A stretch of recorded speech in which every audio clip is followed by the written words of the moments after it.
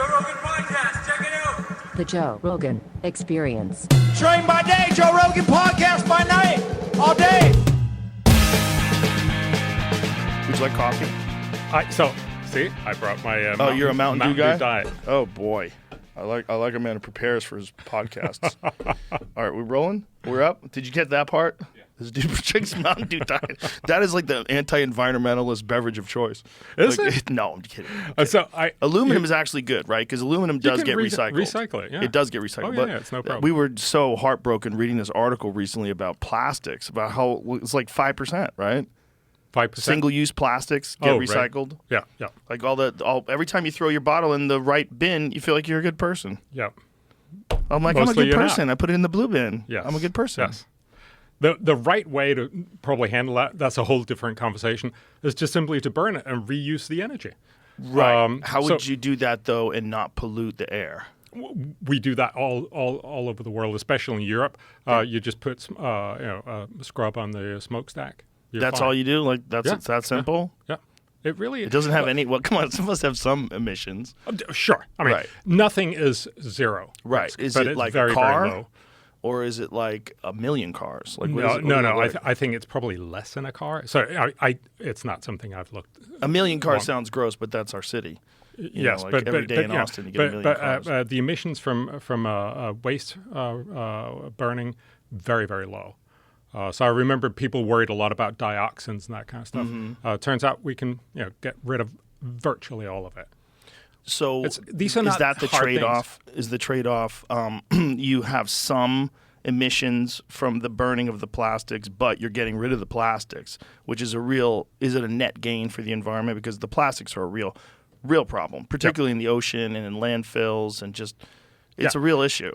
So the real issue here is, once you decide to say you have to switch it into all these different bins, you have everyone sit. I was just at a conference in Stanford, and you could just see everyone, and I did the same thing. You're sort of like, oh my God, what am I going to... And you feel like you did the wrong thing no matter what you do, and you probably did. And most of it, as you just said, won't get recycled. Why? Because back in 5-10 years ago, we just took all of this and sent it to China. Yeah. And had them recycle it. And this is why there's so much plastic in the oceans. It's not because anybody, just throw it out. It's because we shipped it away to feel good about ourselves, but we didn't want to pay. And then, of course, when you get this barge with all this crap plastic, you either say, should we, recycle it and spend a lot of money, or maybe just happen to lose it on the ocean. That's where most of this plastic actually comes from. So the idea is... Really? They just dump it out? Yeah. So if you burn it instead... It's no problem. You just throw everything in one bucket. You recycle the energy, and it's very, very cheap for everyone. Nobody has to stand there and worry, and you'll actually do what you just pointed out, 95% gets done anyway. So if we just do that, it will have a net gain on the environment. We'll remove plastics, like particularly from the ocean. Yeah. Who's that young gentleman that we've had on the podcast that developed that machine to extract the plastic from the ocean? Tip of your tongue, son. Very. I mean, I believe he was 19 years old when he came up with the idea and implemented it. Had like a few different models. Boy on slot. Thank you. Sorry, Boyan. My memory's shit in the morning.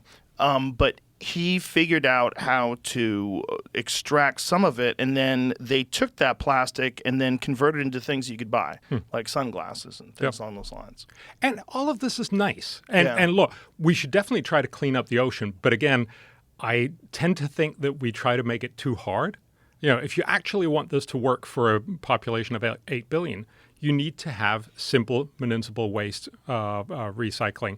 And that's very often just that you recycle glass, you recycle paper, you burn most of the other stuff. And then you recycle some of the really valuable stuff. But doesn't that cost a lot of money to do in places that are like strapped for resources? Like one of the things that you always see when you see video footage of countries overseas that are impoverished is you see a lot of trash. Oh, yes. Because they don't have the money to process it. No. Right? And that's why the first thing you want is just simply good trash collection. So you get rid of it. So we did a big project in Dhaka or for Bangladesh, and one of the things we focused on was also just simply getting trash off the streets, because it's unsightly. It actually leads to more crime. It leads to more destitution. It probably also transmits disease, and it's fairly cheap to get rid of.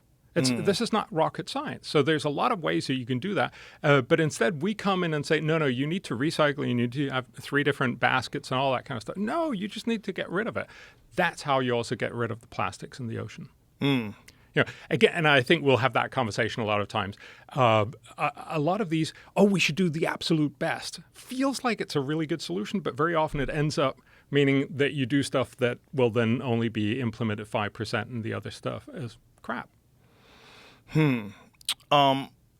There should be a real public understanding of the dangers of these plastics and microplastics getting into your body too. It's just so weird that we've developed this entire society based on this petrochemical product that ultimately gets into your body and has negative effects. So the microplastics are possibly an issue. It's not quite clear yet whether they are, but that's a concern, and that's certainly something we should look at. But also remember, pretty much everything else that you have with plastics is incredibly useful, right? It packages, which actually reduces loss of pretty much anything you can think of dramatically. And of course, through COVID, we realized it's a really good thing to have one-use plastic stuff. Yeah. So again, most things in the real world are both a problem and a benefit, and we need to find out how do we make it more of a benefit and less of a problem. But we need to stop having this conversation, you can't have anything of this, this bad thing. That's not how we organize our societies. That's not how we think, and that's certainly not how we make good choices. That makes sense, but if we know that there are alternatives to plastic, and we know that there's so many different problems with plastic, it being non-biodegradable, unless it's like isn't there some plastic that they can make with like plant fiber that's biodegradable? Then there's the phthalates thing. I'm sure you're probably aware of this. Dr. Shanna Swan. Do you know this whole thing about what's happening to when women are pregnant and their bodies have levels of phthalates above a certain level? It has an effect on the reproductive cycle of the child. And they can do studies in mammals, and they show that when the female is pregnant and she encounters these chemicals from plastics, it fucks with the gender of the child, like where their taints shrink, which is weird, but in mammals, apparently that's a representation of like whether or not it's a male or it's like one of the best distinctions, ways distinguishing whether it's a male or a female is the size of the taint when it's a baby, because the male taint is 50 to 100% larger than the female taint. She's hilarious. She's got a really funny thing on her Instagram about because it also causes a decline in sperm production. Yeah. And so her way of approaching it that's funny is she has the jizz quiz, and she does this thing. She's like this adorable like petite lady who is a brilliant doctor, but she's kind of being funny and at the same time like sounding the warning shot, like, hey, this is fucking with human beings' reproductive cycles. And since the invention of petrochemical plastics that we use in basically everything, from that point to today, there's a very clear drop in fertility rates, a very clear drop in male sperm count, a very clear drop in penis and testicle size. And with females, there's higher rates of miscarriages. And she believes through her research that this is connected and that these chemicals that we're getting from these plastics are literally affecting the development cycle of human babies. Yeah. And look, I've done some work on this. And the thing you have to worry about. So we should definitely be concerned about these things. That sounds like a giant issue. And we should certainly be looking at it. The best data, as I understand this, is the fact that sperm counts have gone down dramatically over the last 30 to 40 years. But you haven't looked at the taints? Well, no, I haven't. Big-time taint study. Yes, sorry. And what it turns out, of course, is that you tell people that they have to abstain for a week or 4 days or a week. I can't remember. And that's potentially possible that people would do in the 50s. It's very unlikely it happens today, and we know that so you think more people jerk off now, and that's why that's an interesting perspective. So I bet you're right. Hold on a second. Now I'm on team Bjorn. That makes sense. The point is not that we shouldn't be concerned about issues and that we should be investigating things. But you also got to remember, our civilization is actually really, really good at making sure that we are concerned about all the different things. And how do we know? Because we live much longer. This is one of the things I think almost everyone forgets. In 1900, the average life expectancy on planet Earth was 32 years. Last year, it was 74 years. Right, but you know why it was 32 years, right? It was, to infant a large mortality. extent, it was infant mortality about 3/4. But what's happening is still that it goes up. So this is a fantastic statistic. Sure. You're going to be surprised about this. So even in rich countries, it goes up for every year you live. It goes up 3 more months. So for every 4 years, you actually become you get 1 more year in life expectancy. You could be young Jamie forever. Kind of. You're going to run out of runway eventually. But the point here is that we're actually really good at doing these things. And yes, we should still be concerned. And one of the reasons why we're good at it is because we're good at being concerned. But we should not be so scared that we end up thinking, oh, my God, all these things are going on. Well, I don't think people are necessarily scared, but they should. I think they should be concerned, and I think we should recognize when things are detrimental to human health. Yeah. Like the plastics thing, like to dismiss that and go, well, everything's better than it was before, and you live longer, right? But it might literally be affecting the way human beings develop in a negative way, and who knows what? I mean, right now they're looking at sexual side effects. What kind of cognitive cognitive impairment side effects does it have? Yeah. What kind of? I mean, who the fuck knows?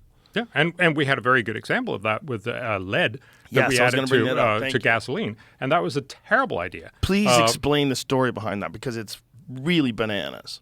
So the fundamental thing is it makes your gasoline run a little better. So you added this lead to all cars. Well, it stops your car from knocking. Yeah. Yeah, those old engines like bang, bang, bang, bang, bang. And they didn't do it quite as much. I love the sound effects. You ever see those old shitty cars? Man, they were fucking, it was like guns were going off. Yeah. And it just had that huge side effect that actually makes us all dumber. Yeah, the whole population. Yeah, giant populations of cities lost many percentage points of IQ. Yeah, so it's sort of like 3 to 5 IQ That's points. nuts. 5%. Yeah. Just so your car could run smoother. and this again, it shows, because we all remember, I don't know, thalidomide, the idea that you were thalidomide. Thalidomide. Sorry, I just read these words. I don't actually say them. You never heard thalidomide baby before? Yeah. It's terrible stuff. Yes. Terrible. And the point is, there are these terrible stories, and there are sign markers to tell us we should be careful. But again, I also just want to come back to realizing that when you look at the whole picture, we're actually doing amazingly much better. Remember, at the same time, while we lost these 5 IQ points, what we see now in IQ development is that kids are getting smarter and smarter, probably because you get better food, you get better childhood, you get better education, you get more stimulated. There are all these kinds of things. So we've actually gone up, 30 IQ points or something over the last 100 years. So at the same time, as it's a little controversial because you try to standardize at 100, but fundamentally what you've seen is a dramatic increase in IQ. And yes, lead was a stupid idea. We've taken it out, and it's mostly cleared up. And now, you say dramatic increase in IQ. What's that attributed to? So there's a lot of controversy. We don't quite know. I mean, as I mentioned, we think it's because kids are no longer starving. They're no longer. They get good nutrition. Good nutrition. They get much more stimulated. One of the important things is that kids get stimulated when they're young. That they actually get to play around and learn stuff. Video games is probably also one of the things that actually increase your eye-brain coordination. You shouldn't tell people that. Then they're just going to play video games. I'm increasing my brain coordination. I think that's actually been proven, though, hasn't it? Yeah. That it has a similar effect on the brain as traditional games of intellect, like chess. Yeah. So it's nuts. It again, so I guess the point that I try to make, and I'm sure we'll get to that when we start talking about global warming and all the other problems, is that we need to recognize that we have real problems in this world. But it's not that the world is sort of, the wheels are coming off, right. Which is very often the conversation that I think a lot of people feel like they're in. When you ask, kids and young people, for instance, on climate change, they're terrified. Yeah, that's an unfortunate thing, because a lot of these young kids that are gluing themselves to paintings, they don't have a real perspective. They're like 18, 19 years old, and they really think like they're saving the world. Yeah. because their brains aren't fully formed, and they've been like devouring propaganda like it's cheesecake. Yeah. That's the problem. Yes. It's like, I had on Randall Carlson and Graham Hancock yesterday, and the podcast will be released on Thursday. And it's this amazing podcast talking about moments in the Earth's history where the Earth experienced asteroid impacts, comet impacts, and that there's a period around 12,000 something years ago where we for sure got hit by these big impacts of either exploding in the sky above Earth or hitting the ground. And there's plenty of like physical evidence of this, and it's called the Younger Dryas impact theory. But they were talking about the rapid change in the climate, how the sea levels rose, the ice caps melted, all because we got pummeled by asteroids. Like, this shit has gone on forever. That's just natural stuff from getting hit by space. If you look at like the cycles of if you go back a million years in Earth and look at all the highs and lows, you're like, oh, this thing's never been stable without us even existing. It's never been stable.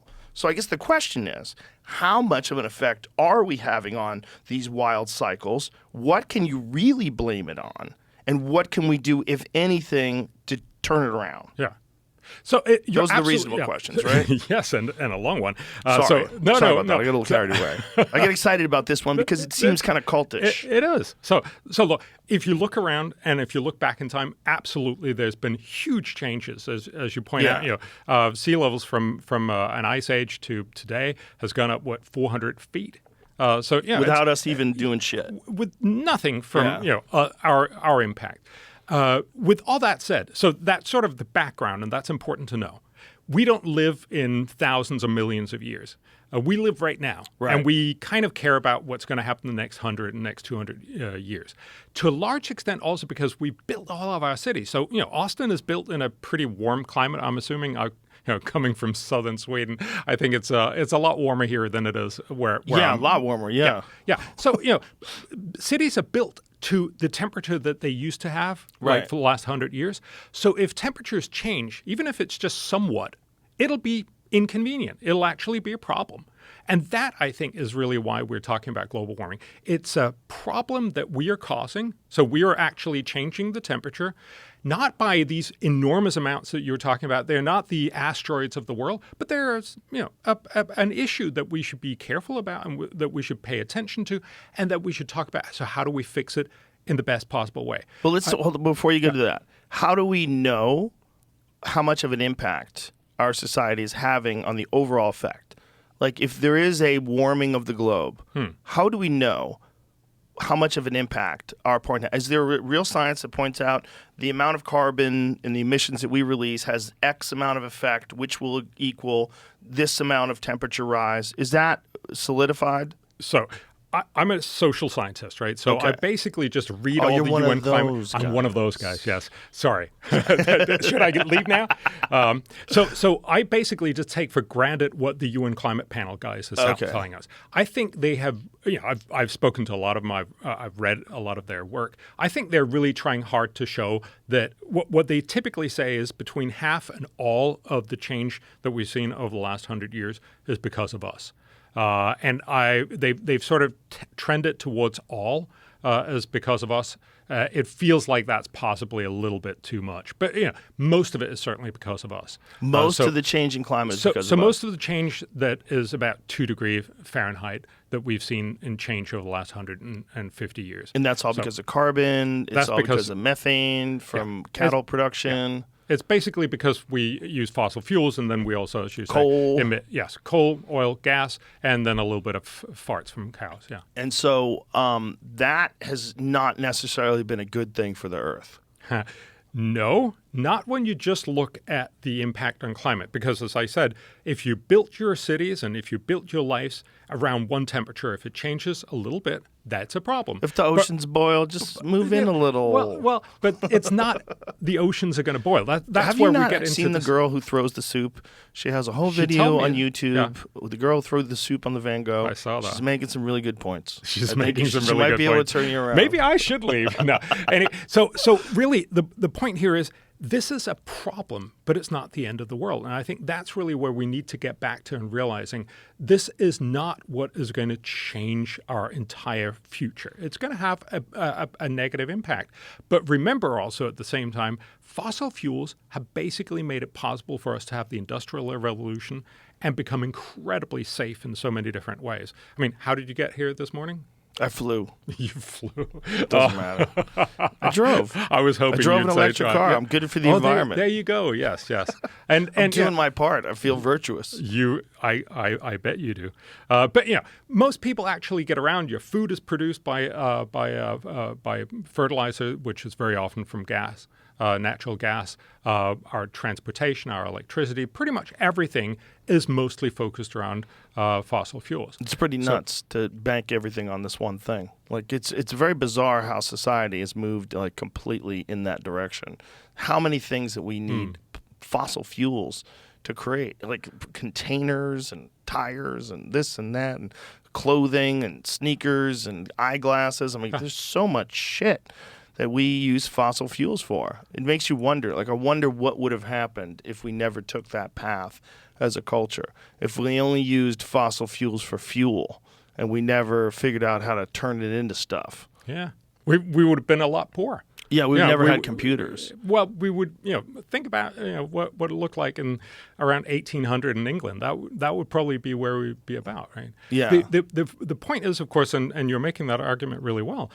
Fossil fuels are just an incredible boon to civilization, and then they also have this problem. Yeah. And so that's where we need to find a way to slowly and eventually find ways to produce all of that stuff you just talked about without the negative impacts of fossil fuels. And that's going to be hard, and that's not, an easy trip. What about nuclear?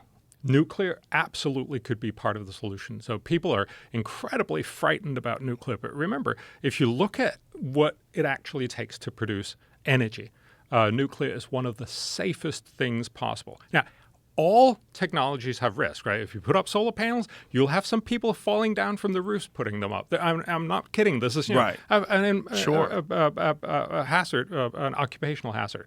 But solar panels are some of the safest things together with nuclear. So Chernobyl, which was by all kinds of ways a terrible accident. I'm glad you said that. I thought you were pro Chernobyl for a minute there. Yeah, no. I was looking at this guy. Yeah, I'm going to say no, I'm not. So Chernobyl, probably killed in the order of 100 to 200 people, which is not nothing. But remember, destroyed the area. This is the biggest catastrophe we've ever had with nuclear power. Regularly, coal-fired power kills millions of people. Really? Millions across the world. How do millions of people die from coal power? So this is basically because, especially in the developing world, you don't put you don't put scrubbers on your smokestack, so it just makes it incredibly polluted. If you've ever been to New Delhi in the fall, where I'm assuming it's a little bit but worse than it was to be back in London in the 1950s. You almost can't see your way forward, and you can just feel it in your throat and everything. Apparently, and you inhale all of that. Like fires, like fireplace fires. Yes. Where you have in the heart. Like a lot of people think that's good. That's terrible. It's terrible. Yes. Burning wood like that is one of the worst things for the air. Absolutely. So what people don't get if everybody did it would be horrible. If and we're going to have a lot more of that in Europe this winter because of the whole Russian issue. But what people don't get is most of the world's poor. So about 3 billion people on this planet. They cook and keep warm with really dirty fuels like dung, cardboard, wood, whatever they can get their hands on. And that means the average indoor air pollution in these homes is higher and worse than it is in outdoor Beijing. Wow. We have no sense. It's the World Health Organization estimates it's equivalent for each person to smoke 2 packs of cigarettes every day. This is 3 So they're billion cooking indoor with that. fires? Is that what they're doing? Yeah. Wow. And you keep warm with these because cold at night. Oh my God. And we don't have any sense of these impacts. So clearly, let me just tell you a fun story. In Denmark, the environmental agency, they were trying to find out how much indoor air pollution do you get if you're right next to a major street. And so they were measuring, they rented this apartment that was empty and put up measurements in there. And every once in a while, they couldn't understand. They just got these incredible spikes in there. And they were like, this shouldn't be coming from outside, right? Turns out it was when the neighbor lit candles. Whoa. That tells you how dangerous it is. People think it's really nice to have the fire and the stove or these candles on, but actually incredibly polluting. Oh, wow. Well, some people go nutty with the candles. That's got to be horrible. Like someone has their whole, like Ari Shaffir's special, Jew, which is out right now on YouTube. Just gonna bring that up. You're just going to bring that up. Let's go to that. Go to a clip of it. My friend Ari Shaffir was polluting the environment. Not only does he not care about the environment, but he snuck in pollution. I'm sure he did this shit on purpose. It's available right now on YouTube. Behind Ari, best special he's ever done. Look at all those candles. He's killing the air. He's forcing people to breathe toxic fumes. Yep. While he's doing his jokes. Son of fake. a bitch. They look real though. No, they're real. They had a life of 8 hours of lit when they were normal, but then when they turned the air conditioning on, the air was blowing down on the candles, so they were burning through this. So this lady had to get like extra candles overnight. It was a giant affair, like 9,000 candles overnight. Yeah. But, and mind you, they just pumped up the air pollution as well, right? But anyway, Burn Ari it extra Shaffir, fast. Jew, it's available right now on YouTube. He's got over 2 million views. 2.2. So he's polluting the environment by doing that. So people that do fireplaces, you think, oh, it's going to be so romantic, sit by the fireplace. You're polluting the environment. If everybody did it, it would be horrible air quality. Well, you're polluting your own indoor environment. So, I mean, in that sense, I'm like, all right, it's a little bit like skydiving. But man, if you're it's camping, fine if you take it. If you're camping and you have a little campfire going on, maybe it's a little bad for the environment, but how good is it for you? Yeah. That's where people draw that line. Like, no one's out here. No one is out here. We're in the middle of nowhere. Exactly. And we're staying alive with actual fire, warming up. But when you go then to India, they burn all their fields right next to New Delhi. So the problem is poverty. Yeah. Yes. And what gets us out of poverty quicker? And that's petrochemical products, fossil fuels. It's basically energy. I mean, yeah, that's the capitalist versus the Marxist. Can I show you a graph? Argument about this stuff. Sorry, I'm Go ahead. I'm a graph guy. So if Please I can show show me the on graph. the B2. I like how you have a wood cover It looks cool, no? on your MacBook. Yeah. So this is you see how rich people are out the the horizontal axis, and then you see how much energy you have up on the y-axis. And what you basically see is the richer you are, the more energy you use, or the other way around. Well, of course. Yeah, All this these is not rocket science, right? climate change people that fly around in private jets are the biggest hypocrites. Yes. Like you're selling that. You're going to the World Economic Forum on a fucking jet with 3 people in it. Yes. Get out of here, man. You hoser. Yeah. Well, so what do you are you conspiratorial about this push towards a climate change? I mean, or towards a climate change crisis mentality where, there was a famous Project Veritas video with a guy who worked for CNN, and they caught him on undercover camera, and they were talking about using climate change to get people excited. I assumed he was talking about for ratings, which makes sense. If you're a producer and you work in Hollywood, if the Kardashians are fighting with their boyfriend, get in there, let's go. That's money, right? Yep. That's what you do. And if that's happening, oh my God, the climate, like everyone freaks out, the climate, they're glowing their hands to Picasso's, oh Jesus, the climate. If that's going to get you ratings, your job is to get ratings. Your job is not to educate the American people. You can barely figure out life yourself, right? You're 34 years old. You got $500,000 in student loans. You can't believe you work for CNN. What are you supposed to do? You're supposed to fucking put the climate change in everybody's face because that's how you're going to sell tickets. Yeah. That's what they're doing. So climate has that wonderful opportunity that it can actually fundamentally get us to talk about every time something out there happens. It can be news and it can be somebody's fault. Every time there's a flood, every time there's a storm, every time there's heart anything. Heart attacks are climate change. I'm sure they'll come Have up you with seen that? I'm sure, yeah. No, that's real. Oh, God, Yeah, yes. there's articles written about the climate change may be causing all these sudden deaths and heart attacks. And look, again, there is something to this. So the idea that when you have very high temperatures, you actually have more heart attacks and you have more people dying.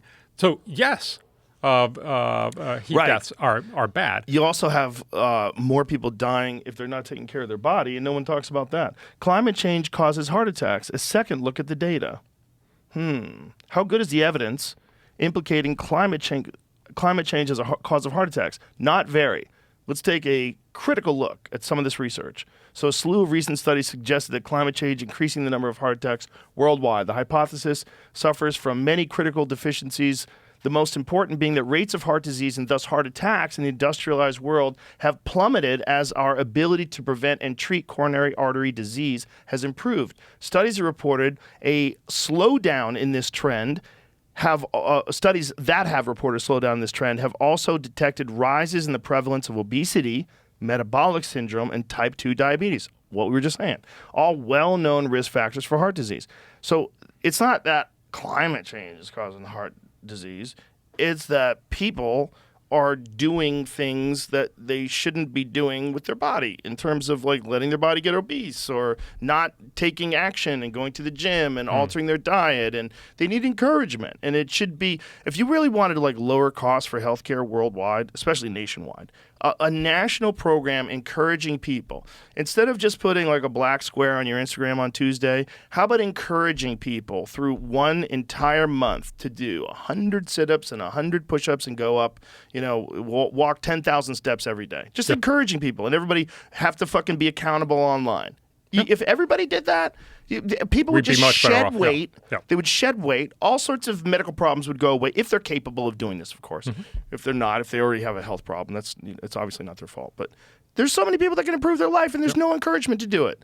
All they talk about is like the fear of what happens if this comes for you. The fear. The climate is going to make you have a stroke. The climate is going to make you stay indoors. The oceans are going to boil. It's like, Jesus Christ, tell me what I can do to make life better right now. Yeah, and so you're absolutely right. We can do a lot ourselves. With that said, though, it's not that there is nothing to this point. So can I just show the same? Well, I'd imagine if it gets hotter, people are going to have heart attacks. Yeah. So makes sense. Yeah, but that's because they're not very resilient. Well, but it's especially old people. Right. And so right. It's not unreasonable to say that this is going to be an issue, and there is a lot of people out there telling us, oh my God, there are going to be more heat deaths because of global warming. Yeah, it's scary. It is scary, but you also have to then, if I can show B3, you also have to see. So what this shows, this is a new Lancet study from 2020. What? Each year, rising temps save 166,000 lives? Yeah. This is kind of surprising, right? You know who told me that the first time? I'm sorry to interrupt you. Go ahead. But Randall Carlson said, he goes, climate change where it gets warmer is not necessarily good, but climate change where it gets colder is bad. Yeah. That's bad. Yeah. He said, everybody's scared about global warming. You should really be scared about global cooling. Yeah. It's not dismissing global warming. Saying, like, understand, like, when temperatures drop, you can't grow food, kids. Yeah. Like, it gets bad. Yeah. And then we're really fucked. So if I can just show you this one up here. So if you look, there's an enormous amount of cold deaths in the world. So there's about 4.5 million people die from cold every year. In the U.S., how is that possible? 170,000 people die from cold every year. What? Why? Because every winter, you actually have to keep your home heated well for 6 months, especially up in the north, right?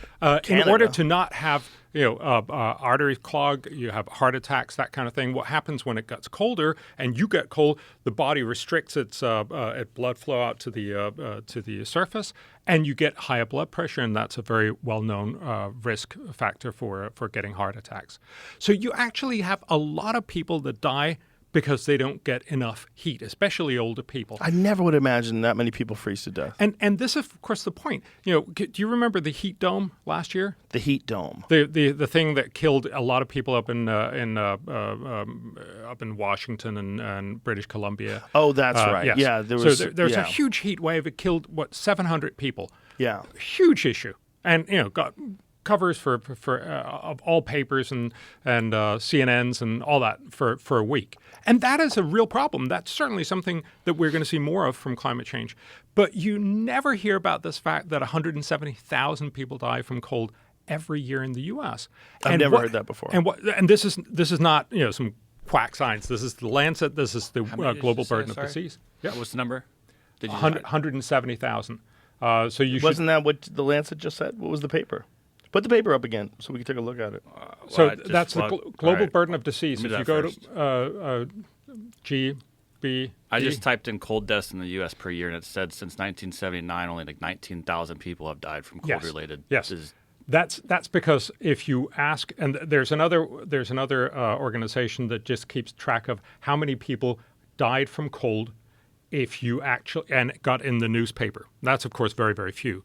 Most of these are statistical deaths. So these are deaths that happens because whenever the temperature is lower, there's a slightly higher risk of dying. And that slightly higher risk is the cold death. Oh, so is this like a died with COVID or died from COVID thing? Are these people that are already dying and then it gets really cold and they die? No. They would not have had this problem had they not been experiencing this cold. So every year you see, if you take over the year, you see this trend. So from January, it's high, and then the death rate is low, and then it gets high again. Mm-hmm. This is basically because cold is dangerous and heat not nearly as much. So, right, but how are they attributing those deaths directly to cold? What is the statistic that you looked up, and what's the source of that? So key points. So this is from, what is this from? The EPA. Government.climate. So this is the EPA. Between 1979 and 2016, the death rate as a direct result of exposure to cold. Yep. Underlying cause of death. So that's freezing to death. Yes, that's not like strokes and heart attacks. Yep. And right, okay. Generally range from 1 to 2.5 deaths per million people. With year-to-year fluctuations, overall total of more than 19,000 Americans have died from cold-related causes since 1979, according to death certificates. So what are they putting on the death certificate of these people that are dying that you're counting with the 166,000? So, that's the 170 for the U.S. or whatever the Lancet study said, 166. Sorry, the Lancet study is a global study, and that was an increase in the number of people. People. I'm sorry. So United States, 170,000. That's the global burden of disease. So they are an international study out of University of Washington that tries to estimate all the deaths and where do they come from.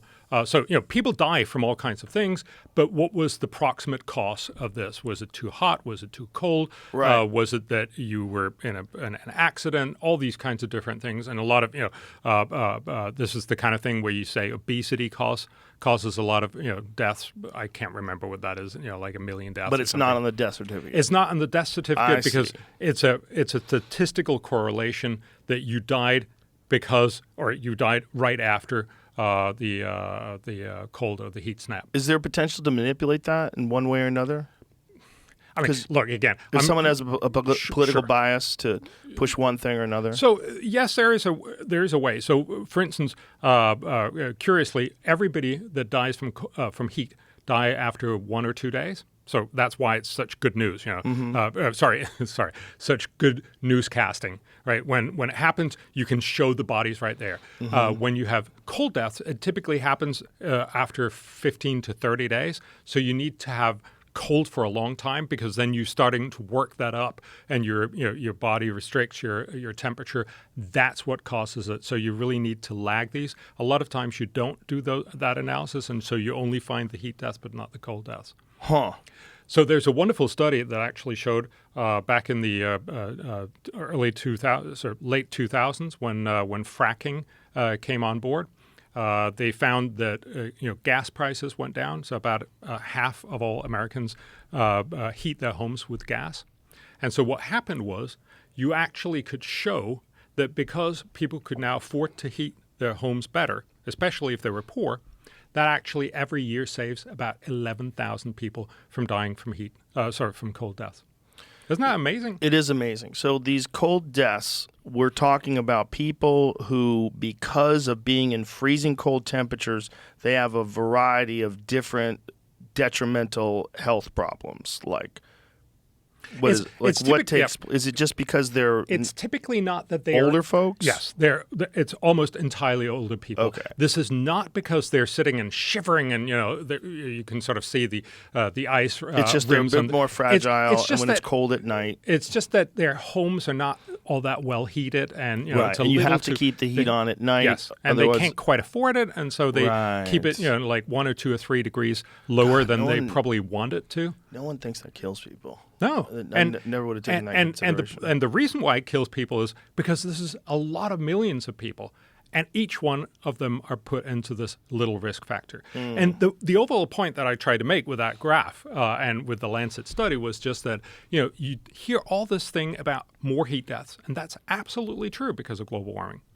But you never hear the fact that as temperatures rise, you're of course also going to see fewer cold deaths. And actually, right now, it turns out that we're seeing many fewer cold deaths than we're seeing increasing heat deaths. What's more preventable, the heat deaths or the cold deaths in terms of like medical intervention?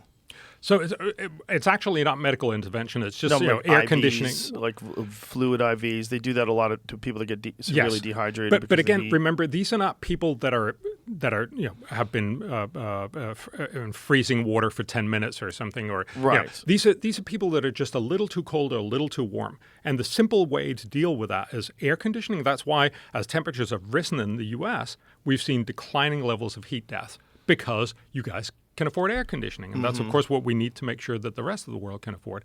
So it's actually easier to deal with heat because we know how to do that, whereas cold requires you to have cheap energy for the whole heating season. And that's much costlier and harder, especially for poor people.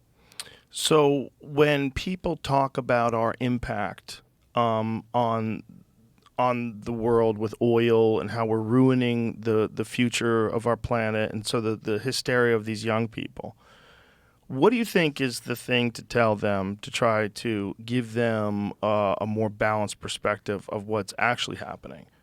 Like, so, if you think it's a problem, you think what people are doing is a problem, but it's not as big of a problem. That's what kind of has to be balanced out, because it's either everything or it's nothing. Yes. That's the narrative that we hear today. Either global warming's not an issue at all. Oh, you silly goose. Why are you worried about that? Or it's, oh my God, we're all going to die. Yeah. Those are the only two options you have. And I want to get people to understand that global warming is a problem, but it's actually mostly a problem in the sense that the world is getting better and better, but because of global warming, it gets slightly slower, much better. That's a hard one to tell. Can I just show you one graph? Slightly slower, much better? So it gets better and better, but slightly slower. Let me show you two graphs. So if I can show you from A22. So it's impeding our progress? Yes, it's impeding our progress slightly. Slightly? Like, so, what kind of a percentage are we talking about? Let me just, first, if I can just show you A22.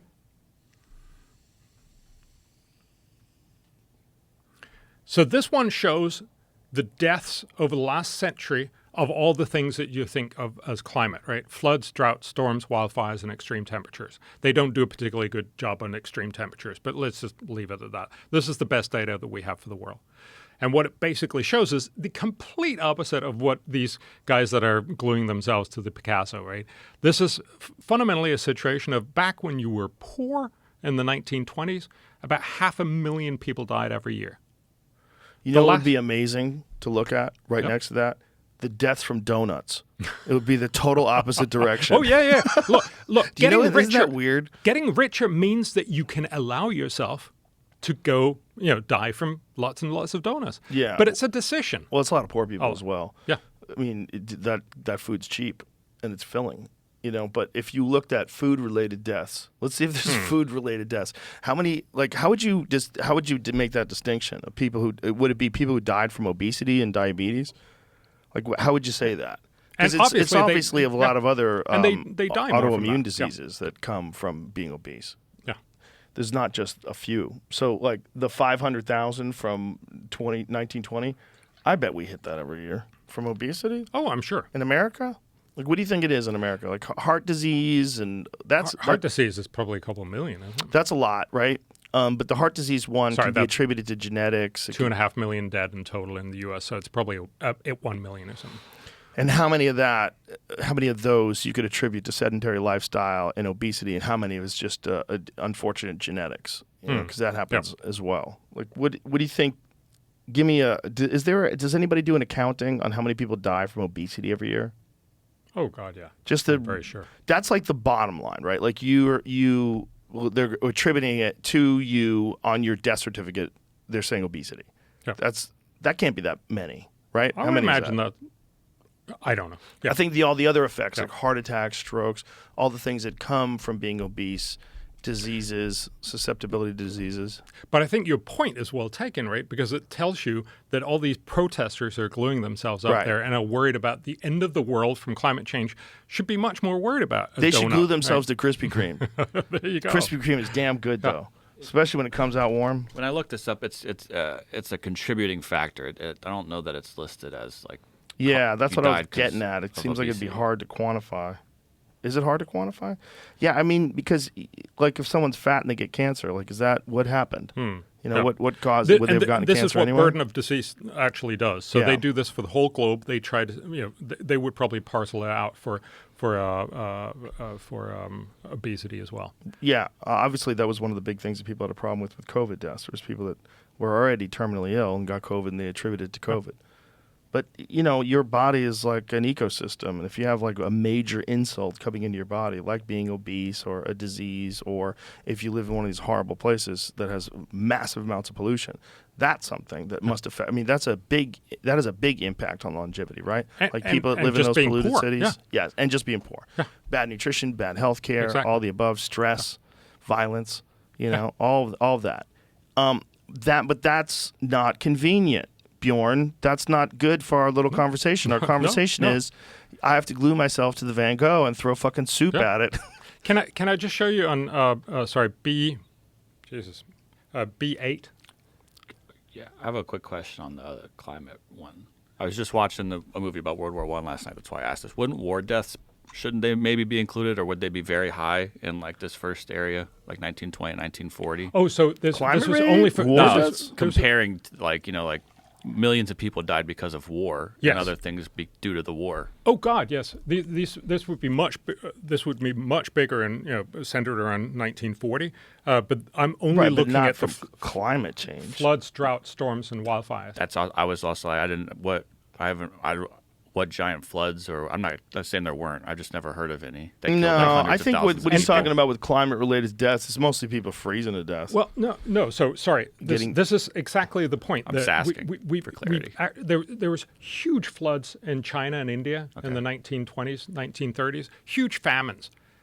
Things that we just never heard of. Well, we heard a little bit about it back then, but then we've forgotten it. Yeah. And then when we hear about these things that will cause 1,000 deaths, remember, let me take an example I know a lot more about. So the world's biggest hurricane death was in Bangladesh in 1970. It was a big hurricane that came in, killed somewhere between 300 and 500,000 people in Bangladesh. This was mostly because they were totally unprepared. There was very bad communication. It was also East Pakistan back then. That was one of the reasons why they broke loose, because they felt they weren't really being taken care of. Today, and this in many ways defined Bangladesh, and so they have taken great care in getting much better prevention. They have information. They have these centers where you can assemble up on high areas where you can actually keep everyone safe and stuff. So now the same kind of hurricanes come in, and they kill sort of tens or hundreds of people instead. Did you see that community that they established in Florida that survived this last hurricane with I heard that. flying colors? Is that a word? You know that expression. If you go to what was the hurricane called?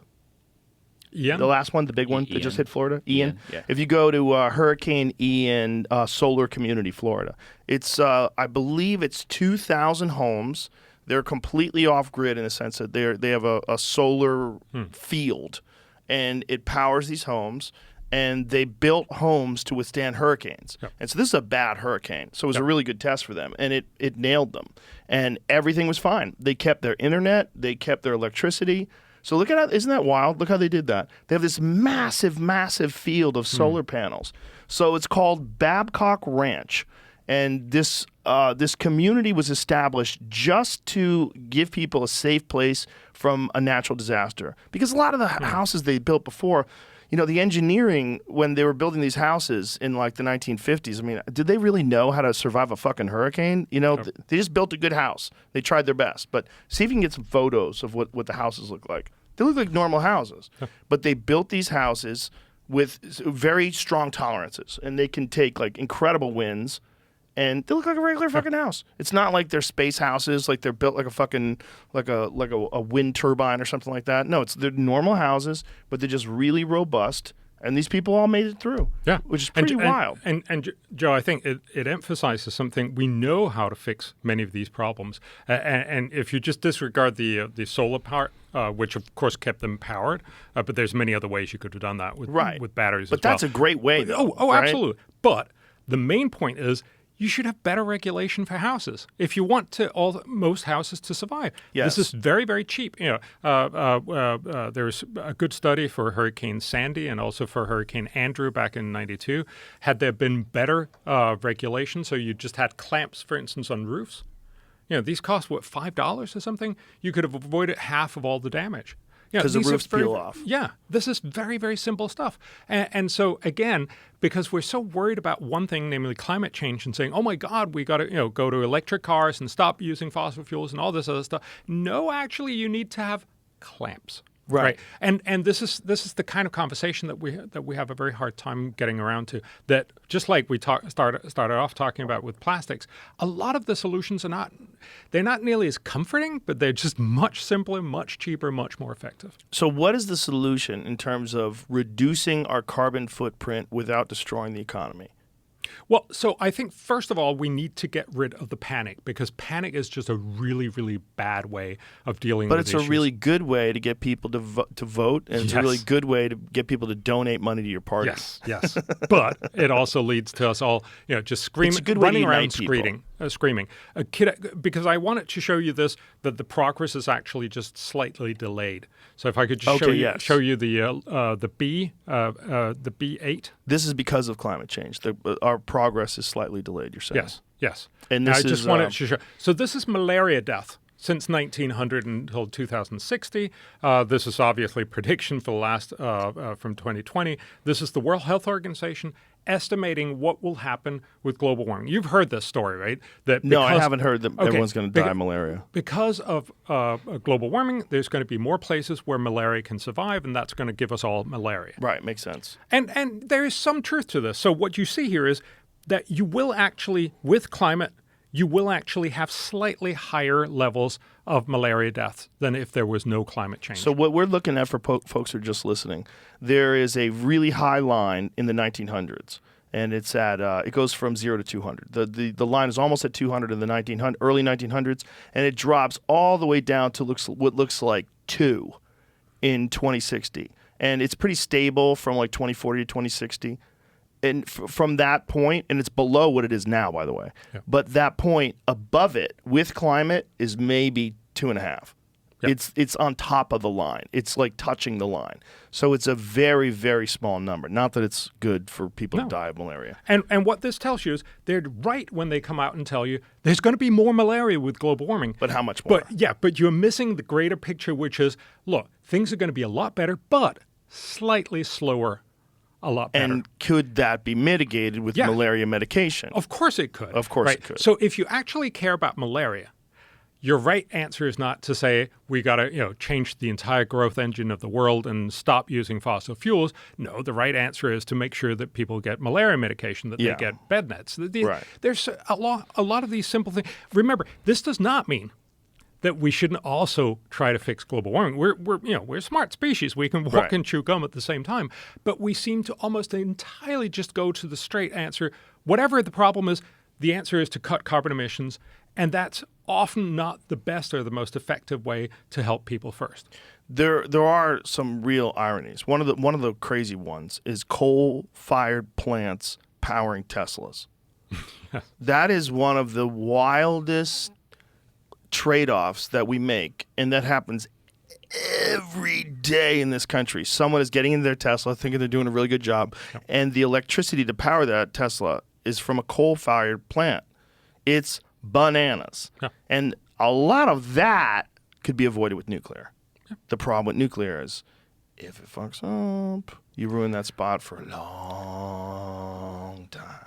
True. That's what scares people. But that's the initial applications of nuclear, like Fukushima. They didn't have enough fail-safes. These were older plants. And they think that they can mitigate a lot of those problems with newer plants, and there's even designs for newer plants they can actually safely shut down.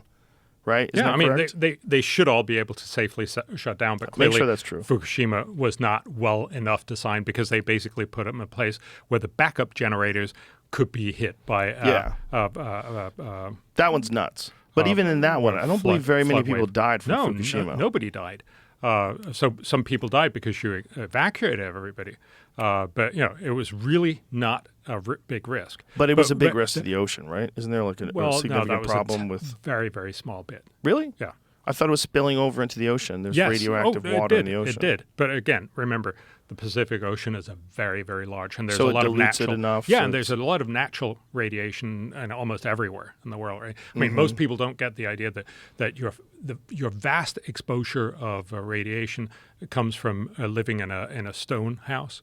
So if you have like bricks, like a brownstone in New York. Yeah. Because most stone has natural radiation, but it's not a negative radiation. It's not a terrible one. By no means, this is not. Don't freak out again. Right. But the whole point here is to recognize that we don't have a good sense of proportion of what's the risks that we're really exposing ourselves to.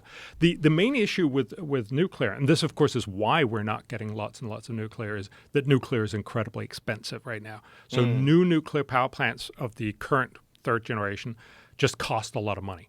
So they're actually more expensive than going to solar and wind, and that's really why we're not building a lot of them. How much more expensive? So, some of the new ones that are being done in France and Finland and in the UK have ended up being 2 to 4 times more expensive than they were planned, and so they're easily sort of 2-3 times more expensive. Oh, more than they were planned to be? Yeah. Yes. And so they go way over budget, and the total cost of the electricity they'll produce could easily be 2 or 3 times the cheapest electricity you can get. How much of that is fraud? I don't know. Because whenever they have construction that goes way over, I think about the Big Dig in Boston. Yeah. Do you know about that? No. The Big Dig was a thing that was going on when I was a kid, and a bunch of people went to jail.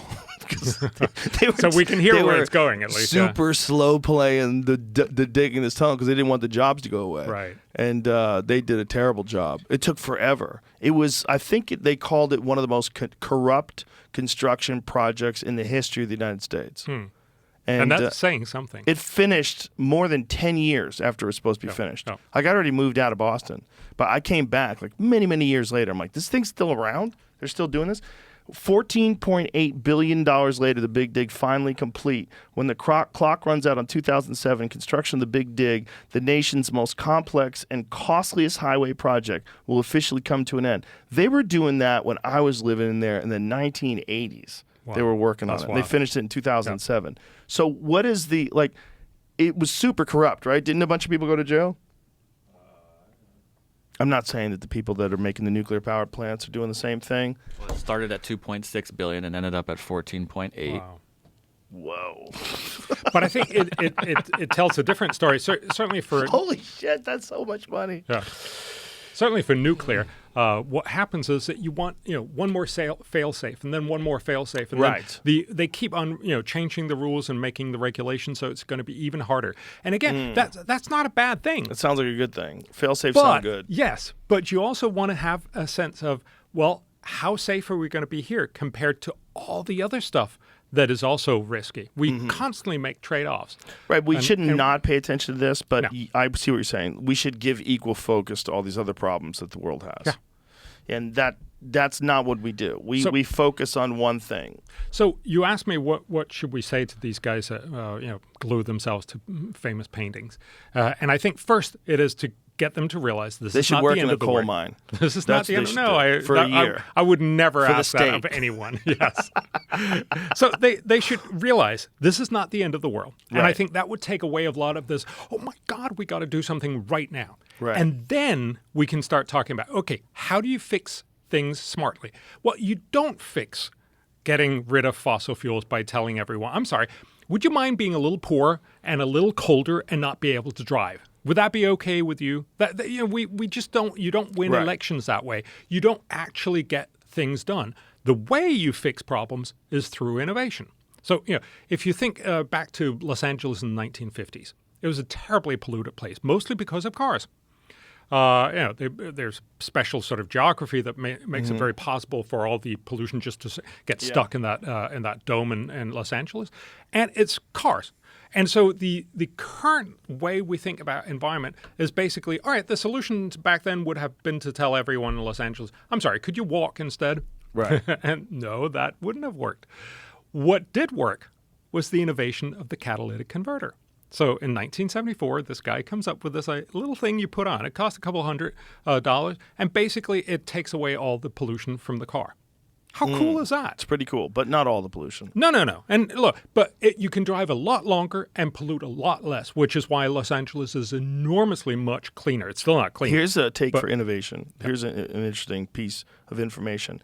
In polluted cities, some cars, like particularly Jeremy Clarkson was talking about this on Top Gear. Some cars like a Porsche Turbo, which is like a very efficient car and has incredible air filters, and the air coming out the exhaust is actually cleaner than the air going in. Make sure that's true.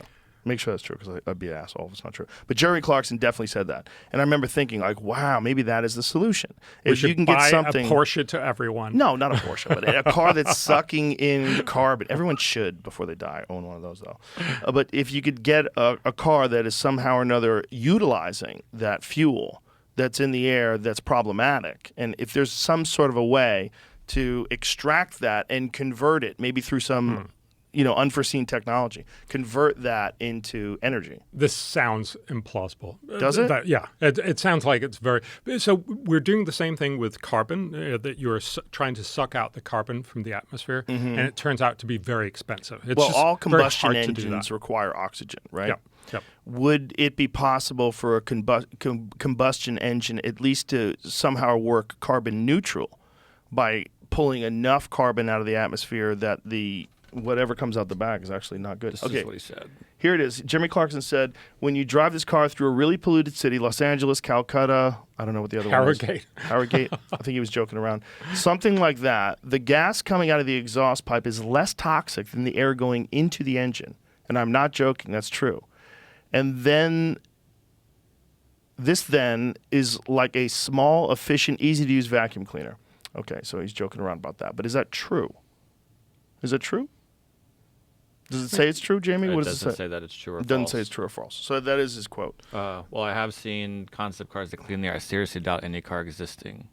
Yeah, that's what this says. But again, especially the Porsche 911. Oh, because there's bullshit. So he's saying it's bullshit. I seriously doubt any existing cars, especially the Porsche 911 Turbo, emits exhaust that is cleaner than air, even air in the most polluted cities. Here's exactly what Clarkson says. So this is by Autoblog. So Autoblog is calling bullshit, which makes sense. Doesn't make sense that. No. But it was a fun story. But if it could be, is it an engineering issue? Is it possible that some new invention would be able to do that with the air? So I'm essentially an economist. I'm sort of a pretend economist because I'm really a political scientist, but I like to pretend I'm an economist. Why do you do that? Because economists are smart people.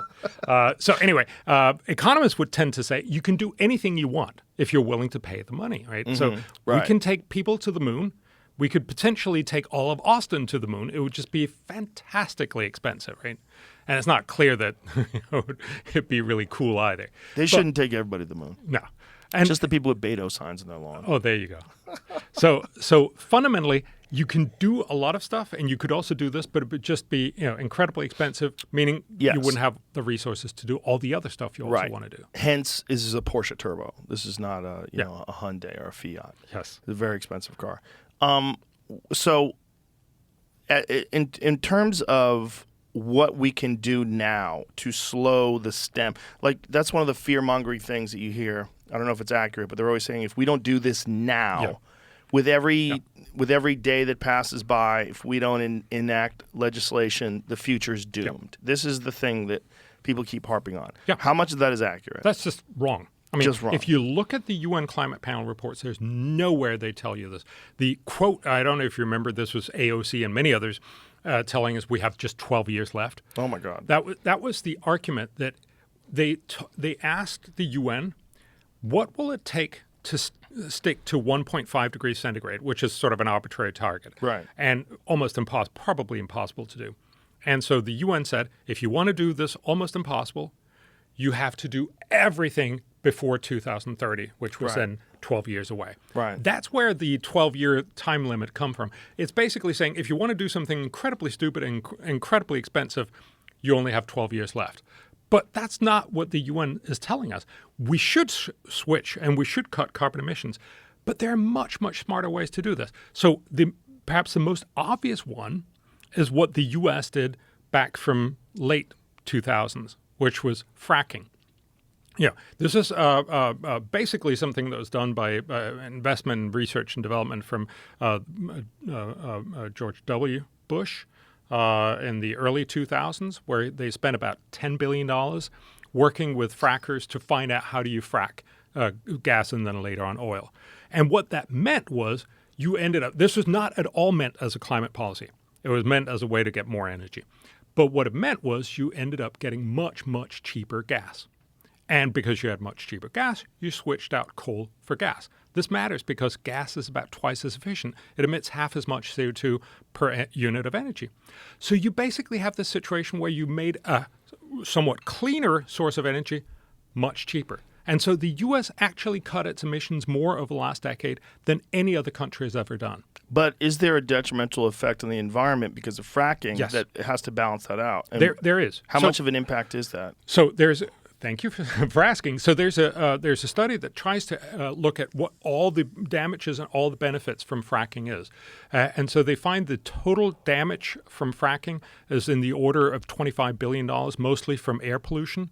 Air pollution? Yes. Interesting. So does that negate the air pollution that it saves? No. So this is local air pollution, and this is mostly from the increased amount of emissions, especially of methane, but also just because you have lots of construction going on where you do the fracking, and because fracking is a very rapid turnover, you need a lot of wells. So there's a total cost, environmental cost, of about $25 billion. That's not nothing, absolutely, per year.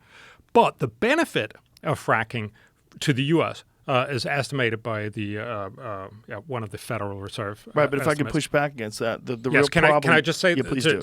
Sorry. So it's $180 billion in increased growth for the U.S. So you get $180 billion, but you also have environmental problems of $25 billion. Well, shouldn't we be doing everything possible to mitigate the amount of environmental problems? And when you're talking about just straight money, how much money is it worth to pollute the rivers and pollute the streams and pollute the air? Yeah. I would say that's not a benefit at all. That benefit in terms of like the negative impact of pollution and then trying to clean up that pollution is catastrophic. It's very difficult and sometimes impossible. When you're talking about polluting ancient waterways, that scares the shit out of people, including me. Yep. Especially people that like to go outside and do outdoor activities and go camping and hiking and Yes. shit. They get terrified by the idea of fracking destroying their rivers, and that has happened before, right? Sure. And look, again, most of the impact was air pollution, but there's also some water pollution, and that is definitely an issue. Again, we have to remember that running the current energy system that we have in the U.S. causes lots of pollution. And it causes lots of benefits, and we make those trade-offs all the time. Right, but if we can contain it to the areas that it's already at, that would be more efficient than spreading it out to our rivers. And we have done that. Right. Remember, air pollution, certainly in the U.S., has come down about 90% over the last 30 years. So because of the Clean Air Act and many others, we've actually dramatically reduced air pollution, and we know how to do that. You can absolutely regulate fracking better, and you can decide that you want to have less air pollution, but it is a trade-off in the sense of saying how much more opportunity will you have, and then you also actually cut carbon emissions, which is what the U.S. has done more than any other country, versus how much do you want, for instance, less air pollution. But for the people that live around those areas where they're fracking, that's not a good relationship. Although a lot of these guys, this is one of the reasons why fracking is taken off in the U.S. and not anywhere else, because in the U.S., you own your own mineral rights, right? So the guys who own the land are the ones who typically get most of the, or not most of the benefit, but a substantial benefit of the fracking. That's not true in Europe, which is why everybody then gets annoyed about the air pollution. But if you get air pollution, but you also get like $200,000, many people will say, I like that. Now, they probably like to have less air pollution. Doesn't RuPaul have like some crazy ranch where they extract natural resources? I remember people reading about that going, wait, what? There you go with the Mountain Dew. Got excited. First Mountain Dew of the day. It is. Are cigars bad for the environment? They're certainly bad for you. No. What about George Burns? He lived forever. Do you think they're bad for you? I'm pretty sure we know that. Yeah. You think they're worse for you than Mountain Dew? I'm certainly You're over there hoping so. sucking Right? on Mountain Dew, talking to me about cigars? Yes. Cigars are natural tobacco leaves, so you don't even inhale. You just puff on it. Okay. I don't think you possibly we should have a little warning sticker that don't take medical advice from this man. Yeah, for sure. Hold up, non-COVID content. RuPaul was just on NPR Fresh Air and shared that he and his partner own 60,000 acres in Wyoming, and they lease mineral rights and sell water to oil companies. Okay. Terry Gross did not follow up with one question about the fact that RuPaul is fracking. Oh, so it is fracking. We found that RuPaul, is that true? Ru's partner, it is true? Australian rancher George Labar owns 7 parcels of land in Wyoming totaling some 66,000 acres. Labar's company, Labar Ranch, leases that land to at least 3 oil companies. Anadarko EP onshore Chesapeake operating an Anschultz oil company. Using Frac Tracker, we looked at just 10,000 of those acres and found more than 35 active oil and gas wells. But then they also say all oil and gas drilling is bad. All oil and gas drilling is bad. You hear me, Bjorn? This is a fact. This is a fact. It's on Gizmodo, you son of a bitch. All oil and gas drilling is bad, but these 3 companies are no mom and pop shops. Chesapeake Energy was a pioneer of the drilling method early in the nation's fracking boom. It was the second most active drilling company in the nation, closely followed by Anadarko. And Anschultz owner, Philippe Frederick Anschultz, made billions from fossil fuel extraction that earned him the 41st spot on the Forbes 400. Wow, interesting. Well, RuPaul is fabulous. Yeah. Go get it. Get that money.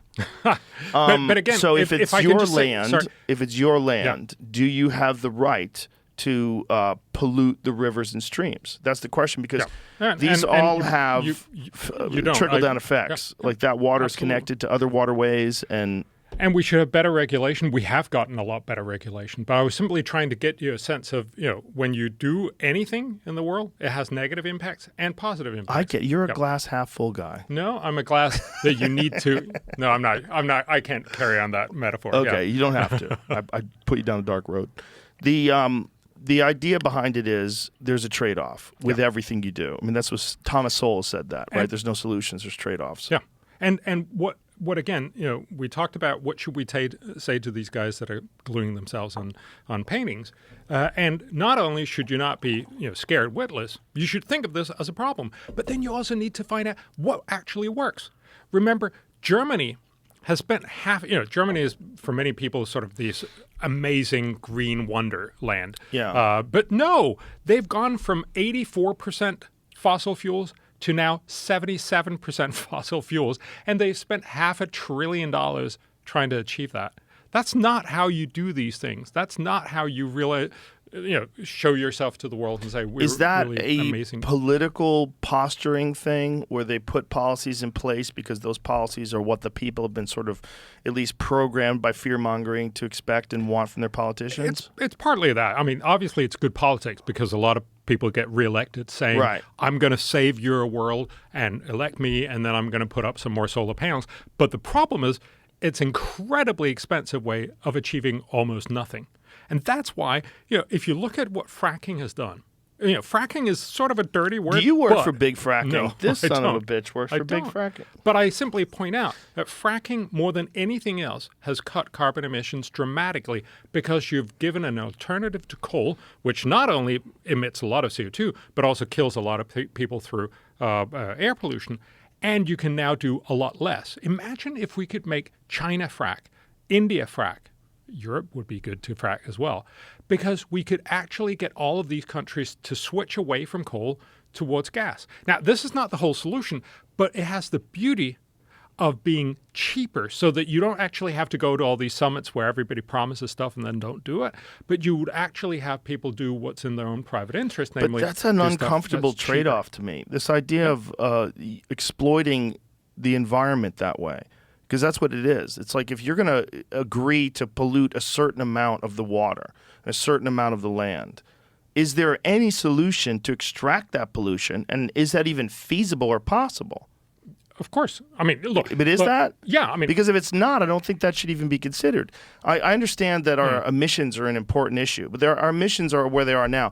For a trade-off like that, where you decide you're going to do something that's going to definitely pollute rivers and streams, and to decide the way you're going to do that because it's going to reduce the effect on the environment in terms of the emissions that we create. Yeah. There's got to be a better way. Yes. So look, I think we need to go back. Is there a better way? I would love to look at the study again. So the vast majority is air pollution. That's simply just that you have elevated levels where you near the fracking places.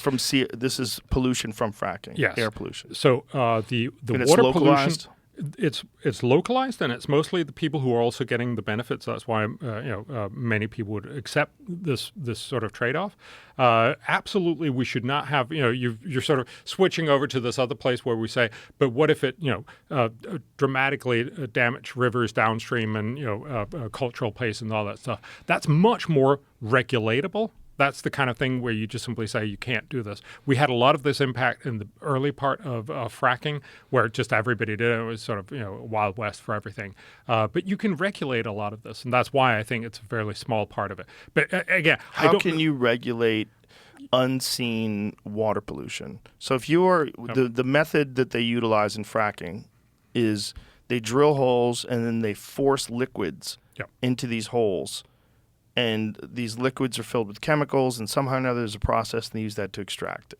Yeah. So how are they doing that, and how could you possibly regulate that if you're not even seeing where it's going? So, like, would you have to? So the way you regulated it was to get rid of the most dangerous parts of those chemicals. As I understand it, there's very little dangerous now, the chemicals that you put in, and then also have the overflow. So you actually get the wastewater out, and that you keep that or you treat that before you release it back. Is that possible to do if they're pumping it into the earth? No, you pump it out again. You pump it out again. Yeah. So it's not you're not leaving it down there. The pollution, that's also why it gets back into the environment. The pollution typically came, the water pollution that you're thinking of, I think, mostly came from people taking this this wastewater when it comes back up again, and then just letting it seep in, putting it in places where it wasn't quite where if it rained a lot it would just overflow or that kind of thing. And this is something that we know very well how to do. If you have yes, there are always people who will cheat and stuff. That's why you need some sort of follow up as well, and you probably also want to have bigger companies doing this because they follow standard procedure. But this is fairly simple to manage, if you will. That's what the EPA does in a lot of different Did you ever see the documentary Gasland? Yeah. What did you think about that documentary? So my 2 cents in that was that it's a good thing to point out that there's a real issue here when you contrast it with what most of the actual operators said were the problems. I think it was somewhat misleading, and it was certainly alarmist. But again, I think it's good that we get these stories out there, but we need to keep a sense of perspective. What about the people whose water was on fire? Oh, God. And it was a great picture. Yeah. And very clearly there were some of these things that needed to get regulated, and they now have. They have. They fixed it. It's all done. All better. Well, it's certainly a lot better. And this is what the Environmental Defense Fund and many others are saying as well. Do you know what the chemicals were that were really dangerous that they were using that they stopped using? No. I mean, I kind of know. I've read it, but I can't remember. But so there's no damage whatsoever to the waterways that are under the ground if they're pumping all this toxic chemicals in there? No, because they're pumping them way further down than where aquifers typically are. Okay. And they pump them into places that have held hydrocarbons. That's why they're there for millions of years. So and they're not going to get it to release. So they can extract basically everything they put down there. Yeah. Okay. Well, that's better. But this idea that we should accept some amount of water pollution and river pollution scares the shit out of me, because that's like one of the few amazing things about this country is that there are still unspoiled natural habitats, and to fuck those up in the name of the economy. I think And I get that point. I think you're sort of imagining that we're going to frack and then Yellowstone goes down in flames, kind of thing. No, I'm saying even for local areas. Imagine if you're a person who, like, your family's always gone down to this river. It's near your house, and it's a source of recreation for everybody. Now you can't go in there because it's polluted. Yeah. So again, I don't know this well enough, but it's not my understanding that we're anywhere near that situation. It would be something that you could measure elevated levels of some constituents. That would be it. See if you can Google there was one river that I think that they were talking about in that documentary that got polluted directly because of fracking and the chemicals released from fracking, and that it was really damaging. That scares the shit out of people when they start talking about extracting oil near, like, where salmon spawn and stuff like that. You know, that, I mean, we got to be really careful about doing stuff like that just to boost the economy. That seems like a short-sighted thing that's going to cost us more money in the long run, if ultimately it does lead to be not just more money, but, like, you're going to have these unfixable areas of pollution. Yeah, I think this is way exaggerated. What the point that I try to make was, when you do these estimates, and that's why I think economics actually have a good sort of contribution. Mm-hmm. They tell you that when you look at all the disbenefits from fracking, those are significant. There's a net positive. That's $25 billion. That means that there will be some people who will be more exposed to air pollution, which will lead to some diseases. And that's the net worth of which is in the order of $25 billion. It's a lot of other things, and also some of these waterway things. So that's people that are working on the fracking mines and then working in the It could also be areas. Just people who are there, who live there. Well, that sucks if you're there and absolutely. You don't frack. Yeah. And you have to but I think if you look at any other thing, so if you look at the fact that we have roads in the U.S., they kill 40,000 people every year. You mean car accidents? Yeah. There's a very simple way to avoid that. It's Don't setting drive. the speed limit at 3 miles an hour. Good call. And we make that trade-off, and we say, look, you can have a sensible conversation. Should it be 55 or 75? And that's a real conversation about how much faster do I get home versus how many more people die. Right. But none of us would be willing to say it's going to be 3 miles an hour. Right. And I think that's the conversation that we need to have. Yeah, that's kind of a different conversation. Delaware's rivers and streams are the most polluted in the U.S., a new report says. And is this directly because of fracking? Well, that's what I was trying to figure out. So I just found another article that kind of contradicts that specifically and said it's right here. So it's been cleaned up and it's now today like one of the top water quality success stories. Oh, okay. Well, when was the other article written? This is from NewJersey.gov, and the other one is also this year. It's a report from another, like PBS. It's a news station wrote this, and this is also from this year. So which one is saying, this is where you got to... So can I just say, and you get this a lot, I don't know this particular thing, but what we know is that all pollution levels have been going down in the U.S. So it could actually both be true, that everything is getting cleaner, but Delaware's rivers are getting more clean. Do you see what I mean? They're getting cleaner slower. Cleaner slower. Right. So even though it's one of the most polluted, it's one of the most polluted in comparison relation with all the other very, very clean rivers. And again, this is not untrue. And certainly we want our environment to be cleaner rather than dirtier. There's no doubt about that. But it's just that we can't have this idea of saying we won't accept any damage anywhere. Because then we end up, and this, of course, is what happens to in many areas, we end up sending all our pollution to China and India and elsewhere and feel all virtuous about it. We do? How do we do that? So, there's a good chance. No, you have a Tesla, right? So that's possibly produced here. But most electric cars, their batteries are produced in China. So, all the pollution went in over in China, and then we drive around and feel virtuous about them. You mean involved in the construction of the car? Yes. And of course that's true for everything else. Most of the iPhones. stuff, I don't know how much of the stuff in here, but probably a lot of it is from China. God damn it. And just like everyone else, it's not you there's anything wrong with, right? But that's just how we've put up our world. So we actually can feel very virtuous about ourselves and make everything cleaner, but then just have the air pollution and all the other pollution impacts somewhere else. Now, when you look at the overall landscape of proposed improvements and the impact that it'll have on the environment. What stands out to you? Like, what do you think is things that people are talking about in terms of helping the environment and reducing our carbon footprint? Like, what makes sense? So I'll tell you one thing that doesn't, and then one thing that does, right? Sure. So if you look at a lot of these things, I'm not going to do this, or I'm not going to do that. I'm actually a vegetarian. How dare you? Yes, sorry about that. I knew it. Moral Works choice. for big fracking, and he's a vegetarian. Fucking guy. But people will tell you that going vegetarian is a great thing for the planet. But actually, it's a fairly small impact overall. So they'll tell you that it'll reduce your carbon footprint by 50%. What they don't tell you, it's your food impact, your food footprint, which is a very small part of your total impact. So we're talking about 4% or thereabouts. And then remember also being vegetarian is cheaper. So that actually means you have more money and you're going to spend that on a trip to Mexico or something. So it actually turns out that when you take into account that people are also going to spend the rest of their money on something else, it probably reduces your emissions by 2%. When people talk about emissions and vegetarianism, do they take into account the difference in monocrop agriculture versus regenerative agriculture?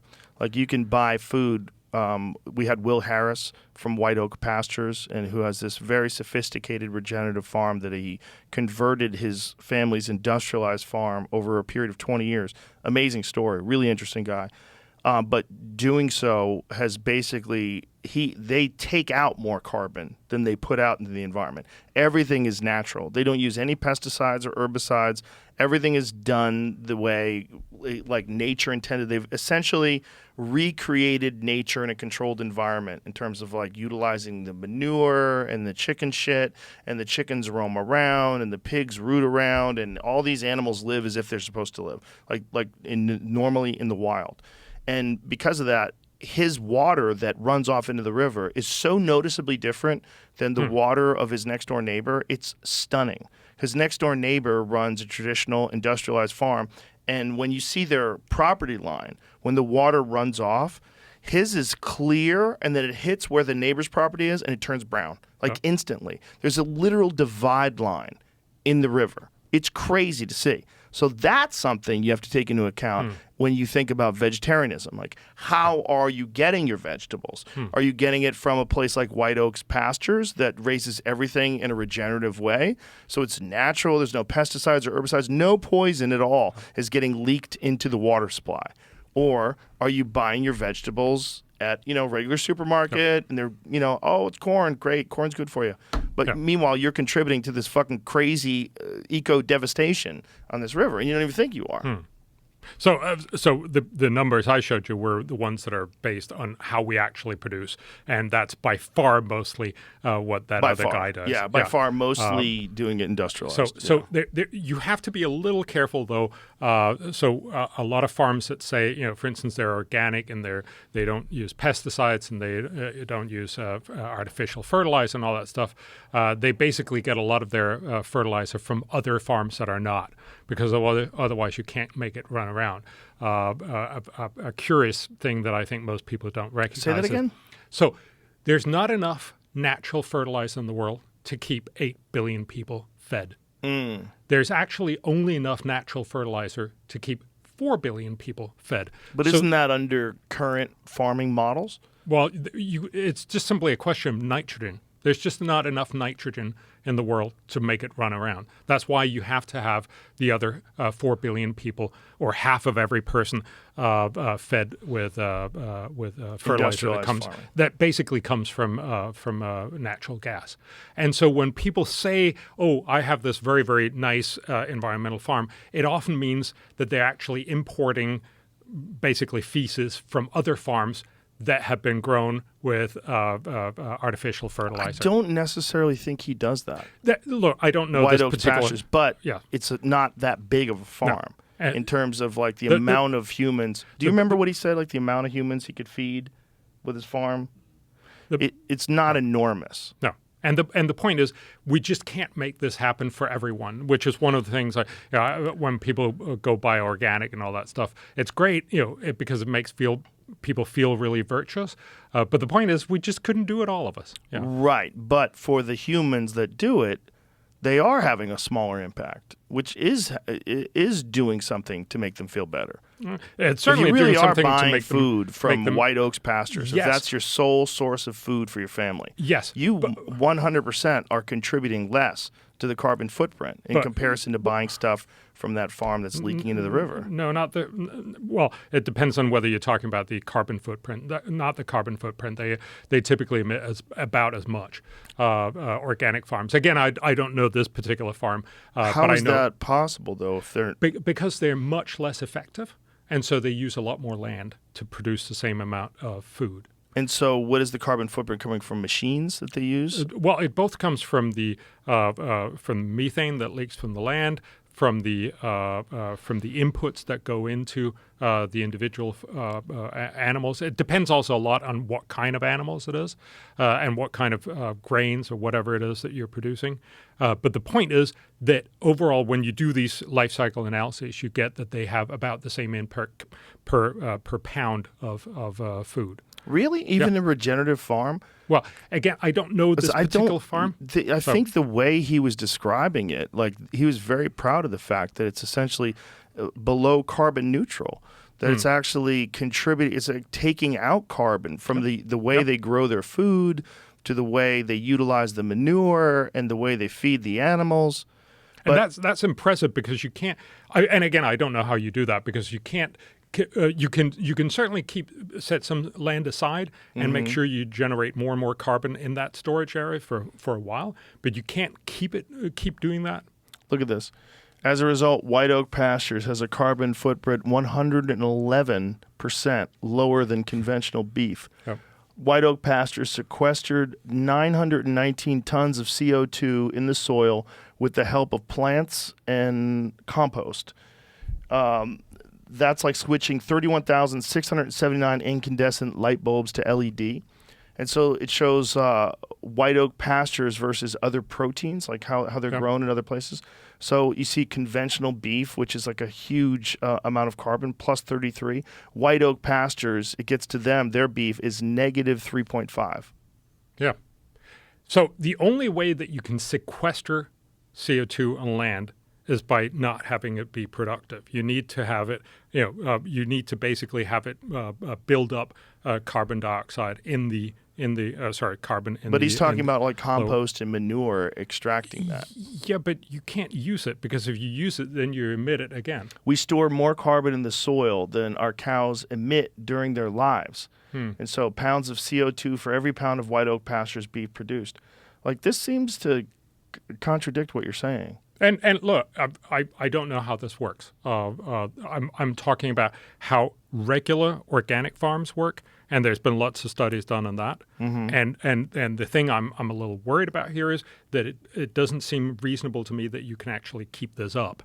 You can certainly do it for a few short years where you build up your carbon storage in your land, but eventually you have to either use it productively or keep it fenced off. I don't understand what you're saying. Why would he have to do that if he's rotating the crops and rotating where the animals go and moving them around? And well, but so if you plant a forest, so that's the typical sort of way you think about this, right? You put up a forest, you put up small saplings, they grow bigger and bigger. They store a lot of carbon. They both store it in the crown, but also in the root material. But eventually they've grown full, and then they can't store anymore, and then you just have to keep it there.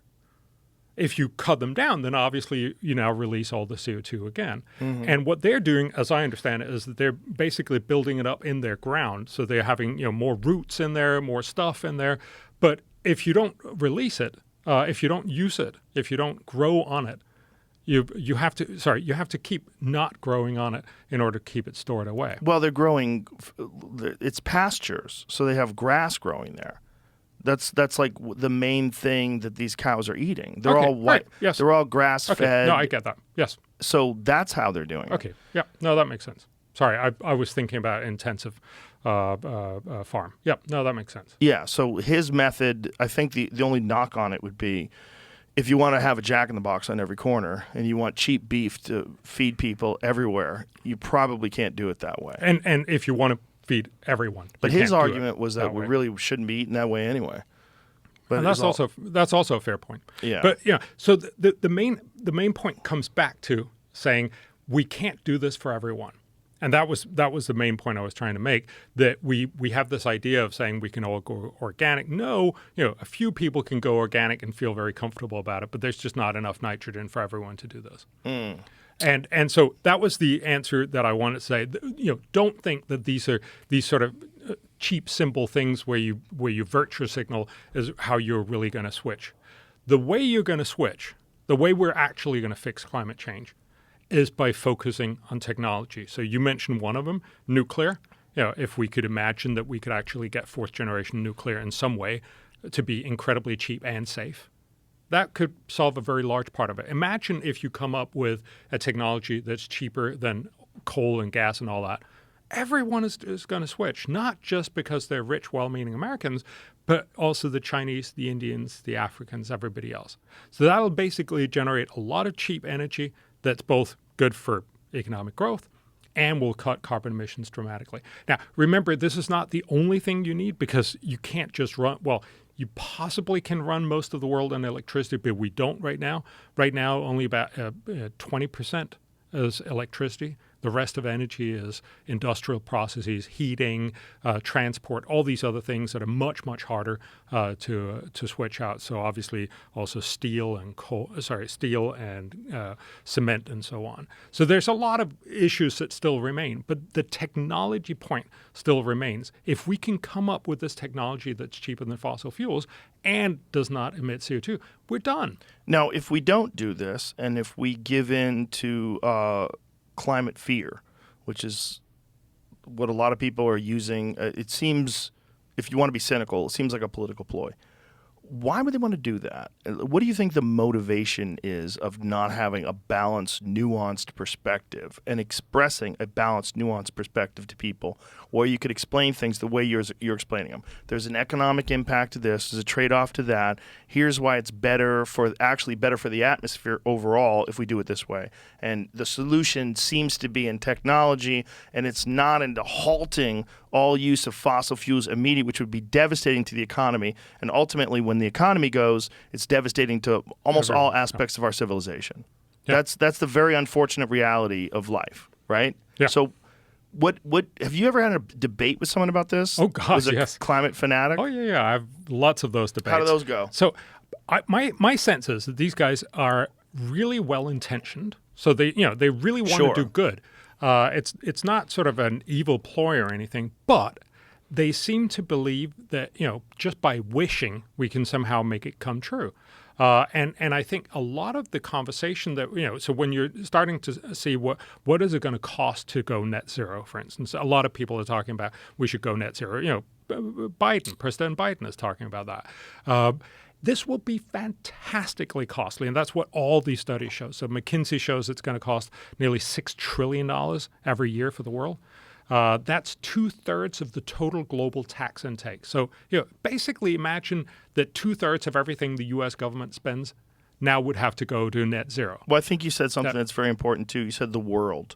And I think it's very unreasonable to assume that the rest of the world would take on this economic burden the way we're willing to take it on for the environment. Yeah. And that, in fact, there are countries that are not interested at all in releasing less carbon. They're interested in economically becoming more and more powerful and spreading their wings.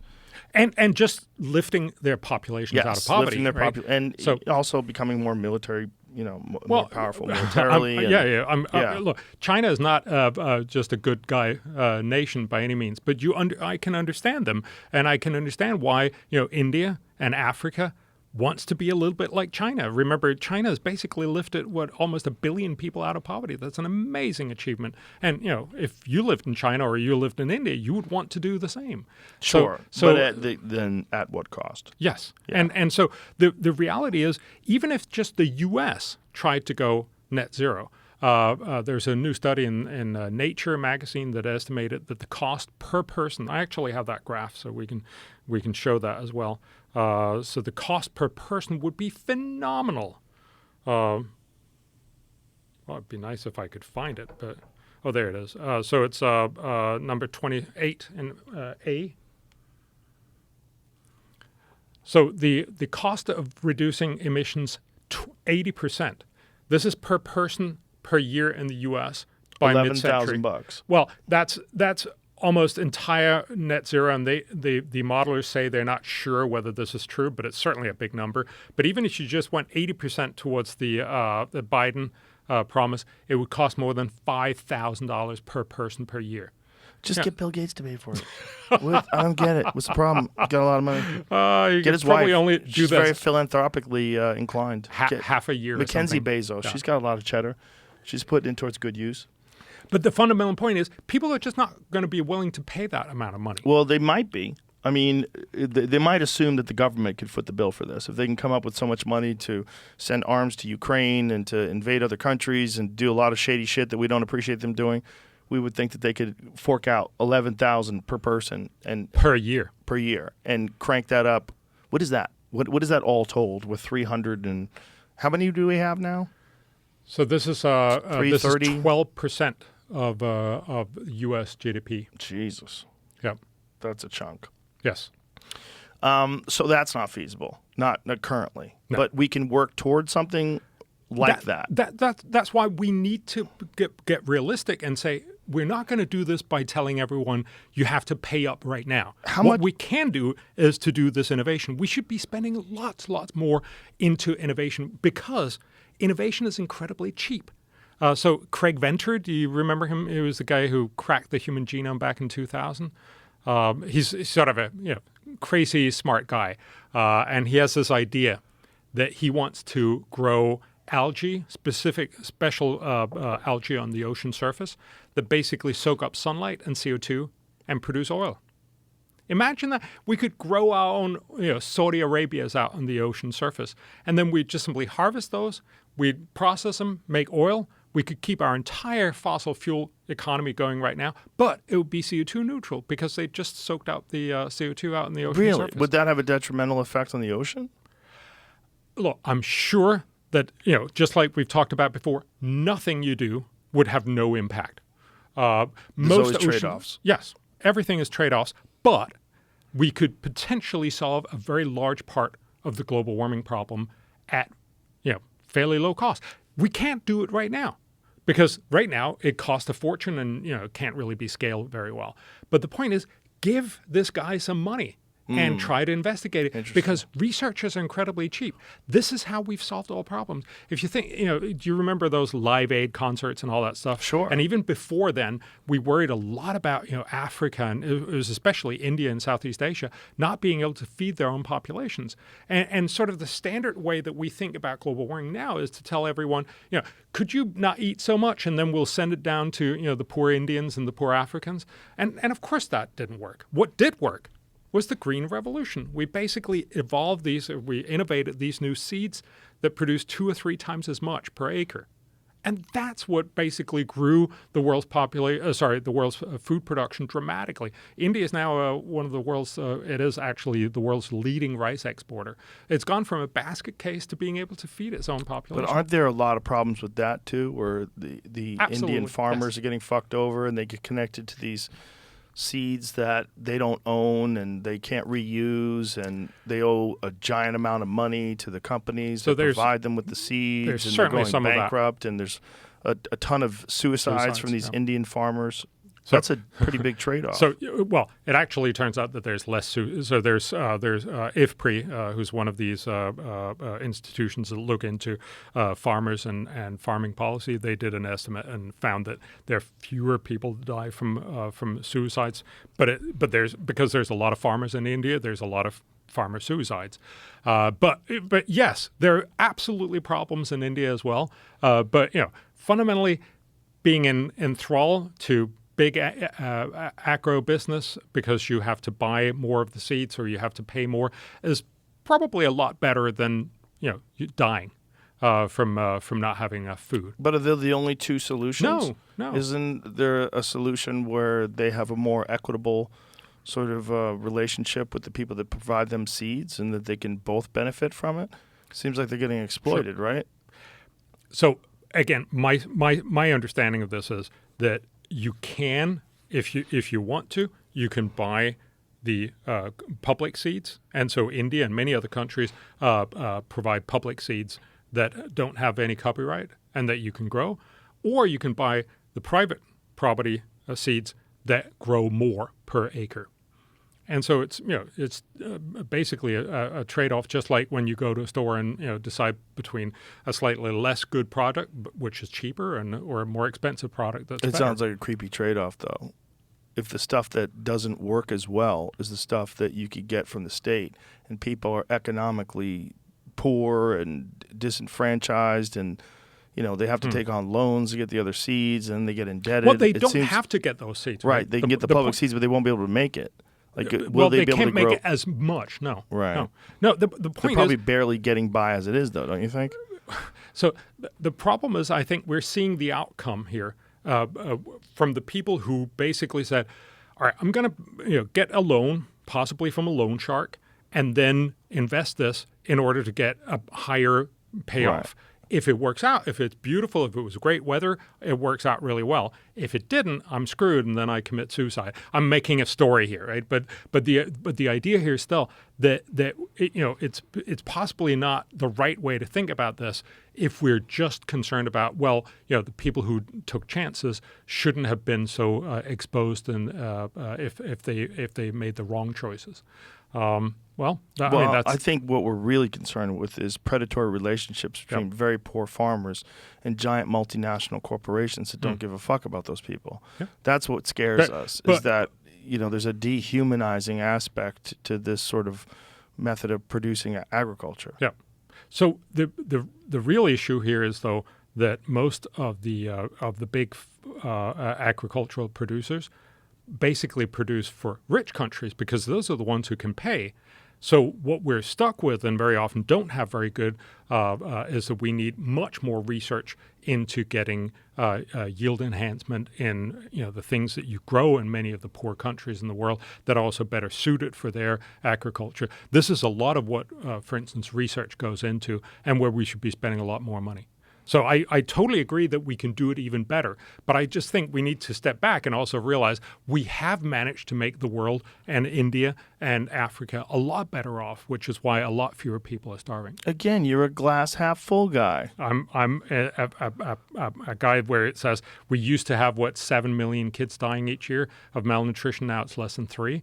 That still means there's almost 3 million kids that die each year from malnutrition. That's terrible, but it's a much better world than 7. Yes, and that's a weird conversation to have with people, because all people want to think about generally is the negative aspects of any story. They always want to do that, and this is a big story that affects the whole world. I was going to ask you in the middle of all that, I didn't want to forget, what percentage of the CO2 emission, the greenhouse gases, does the United States produce in relationship to the rest of the world? Like, what does the rest of the world produce? So it's about 12%. We produce 12%. Emissions, yeah. So if we cut back to net zero, you're still dealing with an 88% problem. Yes. And we would just to give you a sense of proportion, if you actually take out the U.S. emissions from the UN climate model, it turns out that by the end of the century, you'll have 0.3 degree Fahrenheit lower temperatures. So you'll have this temperature increase instead of this temperature increase. Right? So the temperature will continue to increase. Yes, but slightly less. Do they really have an objective understanding of how much of this is a natural cycle and how much of this is being caused by human beings? Do they have, can they quantify it? So we started out talking a little bit about what do they think it is. And again, my understanding is that they're saying it's a very large part, is a predominant part that's caused by global warming. But it's also obvious that we have less good understanding of these long-term cycles. So there is some of that concern. But fundamentally, I think you can sort of step back and say, global warming is real. It is made by man. It is a problem that we're making. It's not the end of the world.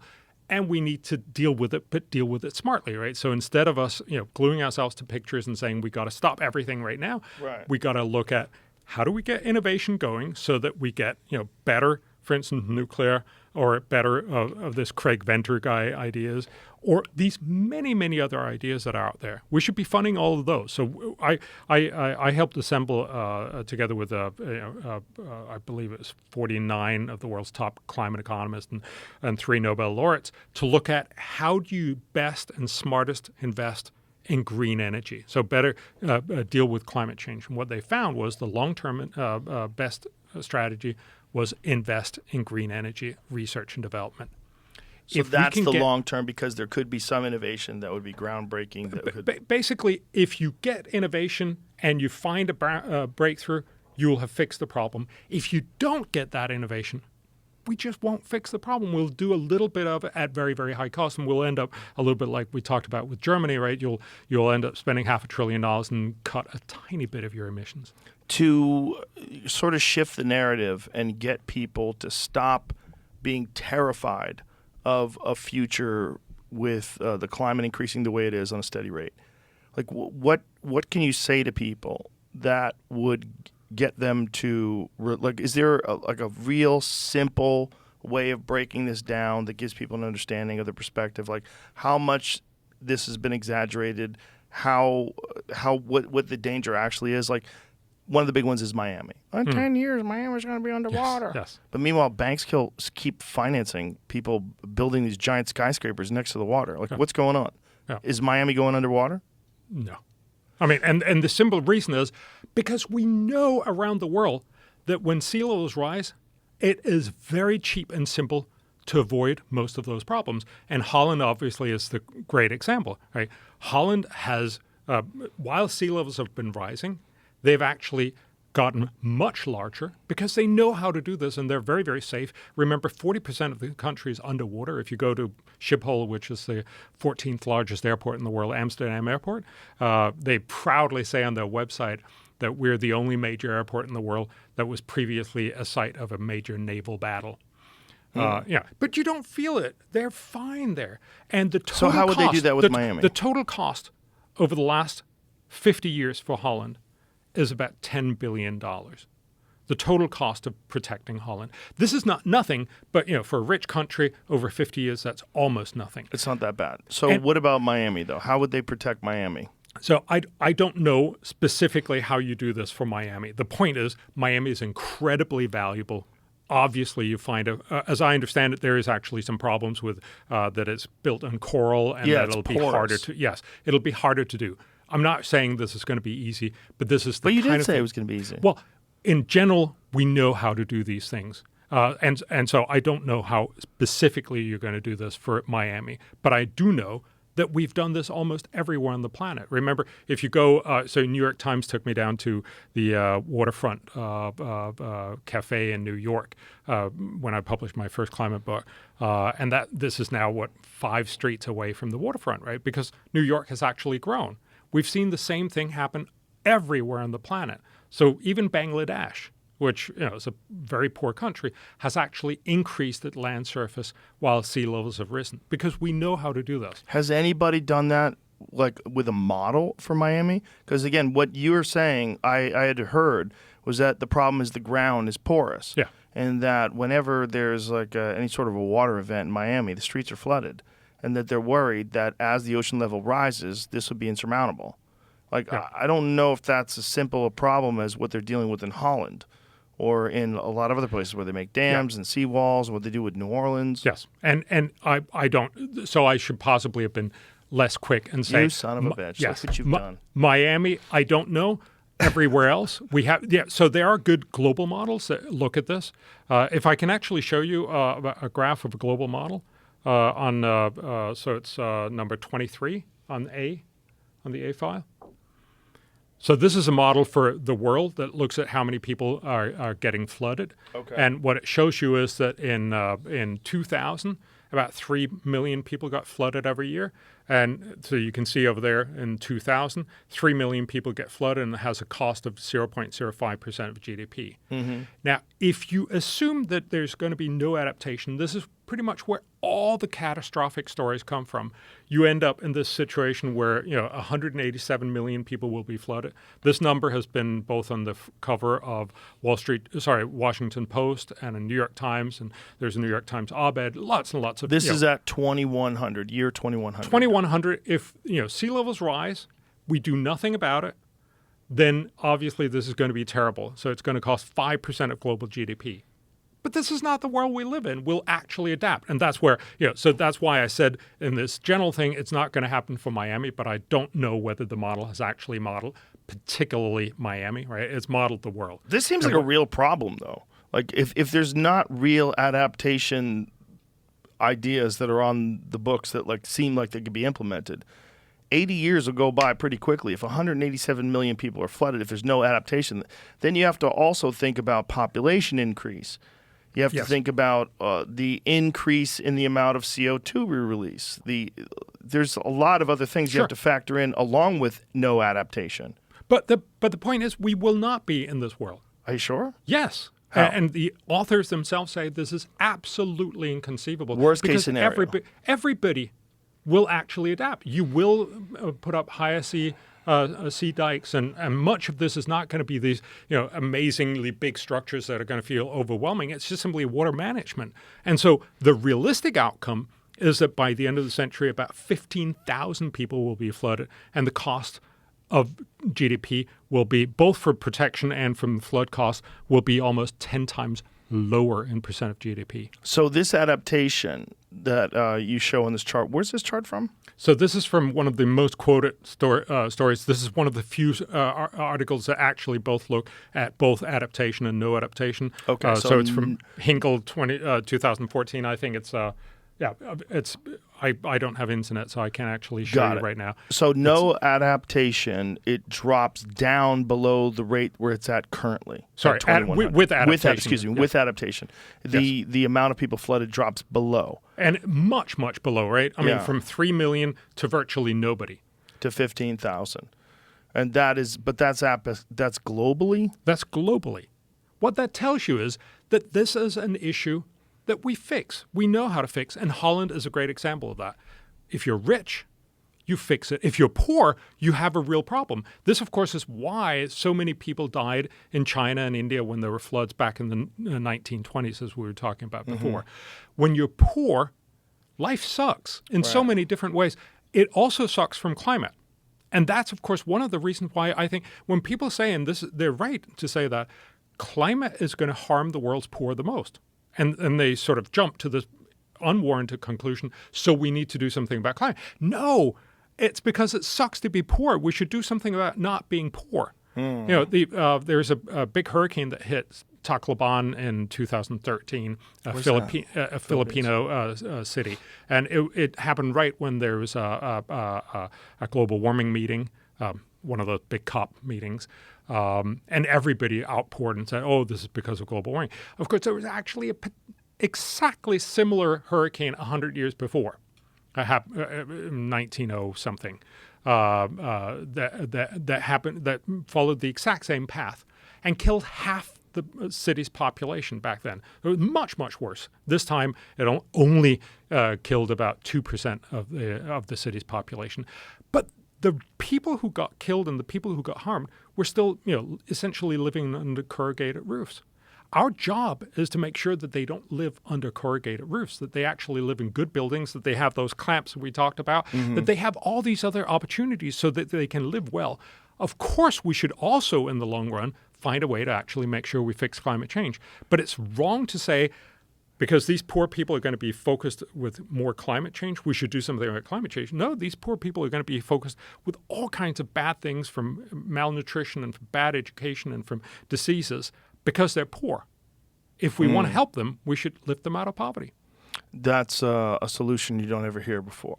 You hear very little of when it comes to dealing with the situation in terms of the amount of impact on deaths from these events. And the amazing thing is, of course, this is what made our lives great. Of course, most of the rest of the world want the exact same thing, and we should let them have it. So the real challenge here is, how do we find a way that means the vast amount, so the 6.5 billion people who are not rich can actually get a great living by the end of the century. And we can also fix climate change. And that's only going to happen if we find the technological breakthroughs, not by telling everyone, I'm sorry, could you do with less? Not only is that not going to win any elections in the long run, but it's also just not going to be possible to convince China, India, Africa to do that. Now, what about the impact on climate change and natural storms? Hurricanes and the like how much are they increasing? How much is the severity of them increasing? Because that's a big point of confusion for people. I've heard multiple people say that those storms are worse than ever and more frequent than ever, and then I've heard people say no, they're actually less frequent than ever but stronger. I've even heard people say no, they're more frequent and less strong. So I don't know what's going on. No. So if the biggest point on this, I think, is they're certainly much stronger on TV, right? I mean, you hear much more about them because they're such great stories. Yeah, they absolutely they sell. But if you actually look at the data, we cannot tell right now. So that's the conclusion from the government agencies of the U.S. as well. We can't still tell that there's a fingerprint from climate change on hurricanes. We can't? So no, we can't. Why can't we? Because there's such a natural variability that you can't see, this increase or this decrease is because of global warming. Is there an increase trend currently? So in the 1970s and 80s, there was a lull in hurricanes that hit the U.S. That was also when satellite coverage started. So much of what you see now is if you start from the 1970s or 1980s, there is an increase for the U.S. But that's probably spurious, because if you go back in the 1950s and 1960s, there was actually just as many hurricanes. So what you do, and this is by far the best estimate, so I actually have that, I brought that with me. If you take a look at slide 4 in the A file, there we see, if you look at the number of hurricanes that have hit the U.S., because remember, we don't know about the hurricanes that we couldn't see back when we didn't have satellites. Right. Now we see them because we have satellites, but that's obviously the wrong way to count. So if you just look at the hurricanes that landfall on the U.S., you get this graph. And so this is from 1900 to 2022. Yeah, so 2022 is obviously not done, but it's probably done. And it looks incredibly similar. It's actually slightly decreasing. This is not significant. Slightly decreasing from 2008. Sorry, or no. From 2004, rather. From 19, if you try to put in the best line, as you can see, that's the dotted red line, you actually have a slightly decreasing line. So I see. I see the overall, the average. Yeah, the overall average used to be more like 2 hurricanes per season, What the and hell? that's down to 1.6 or something. Sorry. What the hell was going on in 1980? It looks like 86. Yeah. I was going to pull up it. This is a contradicting chart, though. Okay. Hit me with it. It specifies, though, North Atlantic, which this does not. Okay. So North Atlantic is where the predominant amount of hurricanes exist in the United States. Is that correct? Or South Atlantic? It's South Atlantic, so North Atlantic would have less of them because the water's colder? Northern Hemisphere, I believe, it's not north compared to the United States. It's north versus South Hemisphere. Oh, okay. Why Atlantic hurricanes are getting stronger faster than other storms? Yeah, so Hurricane Ian, 264% since 1980 compared to the globe, according to this chart. Percentage of tropical cyclone activity with major intensity. So major intensity indicates that the sustained wind speeds reach a Category 3 level or higher. So it seems like there's more of them. Yes, and notice what that happens. It starts in 1980. And that's why, when you do these numbers, it's very easy to get this this result if you start in 1980 when they were much lower. If I can just show you the other graph again, because I showed you for all of the hurricanes, but we also have, if you take the next slide, that's just the strong hurricanes. So that's exactly the same as what you just showed, Category 3 and higher. And what you see here again is that there are fewer hurricanes, not more hurricanes hitting the U.S. today than there used to be back in the early part of 1990. Is this saying there's only one per year, or? Yes. That doesn't feel like that's right, though. This is one major hurricane landfalling each year. Yeah. Is that usually what we get? And so if you go all the way back to 2006, which is that year we were talking about, it looks like there was 4. Yeah. So from 80, so when you're looking at that major... That was 2005. That was Hurricane Katrina and all these others. Okay, so when you're looking at that other chart that shows the increase from 1980, see with 1980, it's just, all those years it's just 1, and then it gets up to 4 in 2006, and that's a rough year. So all that factors into the average, and that kicks the average up to 264%, but a lot of it is from 2006. And a lot of it is because you just go from a period when there was a relative lull to a period when it's back up. On these charts, what is it differentiating as major or not major? Because then we get to we almost got through all the names I thought a couple years ago. So yes, sorry. So major is category 3, but these are all landfalling. Remember, a lot of hurricanes are not landfalling. So the reason why we run out of names is because we are able to see a lot more of them. So they actually estimate, this is a reanalysis by NOAA and all those guys. So they actually found that we now name about 4 storms more than we would have named in the early 2000s every year, because we've just become better at notice. Oh, there was a hurricane, and then it dropped off. Right, storms. because they don't hit. Not only because they don't hit, but typically they're just 1 or 2 days. And what's the percentage of them that actually hit? The problem is when they get strong enough on the ocean that they can carry over onto the land and devastate the land. So the reason why I'm looking at landfall is because in the early part of last century, it's very likely that someone would have noticed a landfalling hurricane anywhere in the U.S. But if it's out in the middle of nowhere, there's a very good chance nobody would have noticed. Actually, you can see in the data that when the Panama Canal opened, suddenly ships started going a different route. So there was a big part of the Atlantic that they no longer traversed, and so the number of hurricanes dropped in those areas because you needed to have sort of a ship to be out there and noticing. That's why it's a very, very bad way to look at this if you just look at how many hurricanes do we know about, because we just know about a lot more now. So that's from satellite radar, and that was what year they started implementing satellite? This is about 1980. 1980. Okay, Yeah. so that's when. Okay, so it's again, not clear. But is your what you're point, saying. Your point was to basically say what people are worried about is that there's going to be a lot more hurricanes. Yes. Well, actually, so the best evidence seems to indicate, as that was one of the points that you said, that there will probably be fewer hurricanes, but they will be stronger. And overall, stronger is worse than fewer is better, which means that overall there'll be slightly more damage. Right. So global warming is bad. That's one of the many things that will actually be worse with global warming, but it's not terribly bad. It's somewhat worse. And of course, at the same time, we're getting much better at dealing with this impact. What you're actually seeing, if you look at the total cost, for instance, on hurricane impacts and all kinds of climate impacts, it's actually going down, not up, in percent of GDP. Mm-hmm. Why?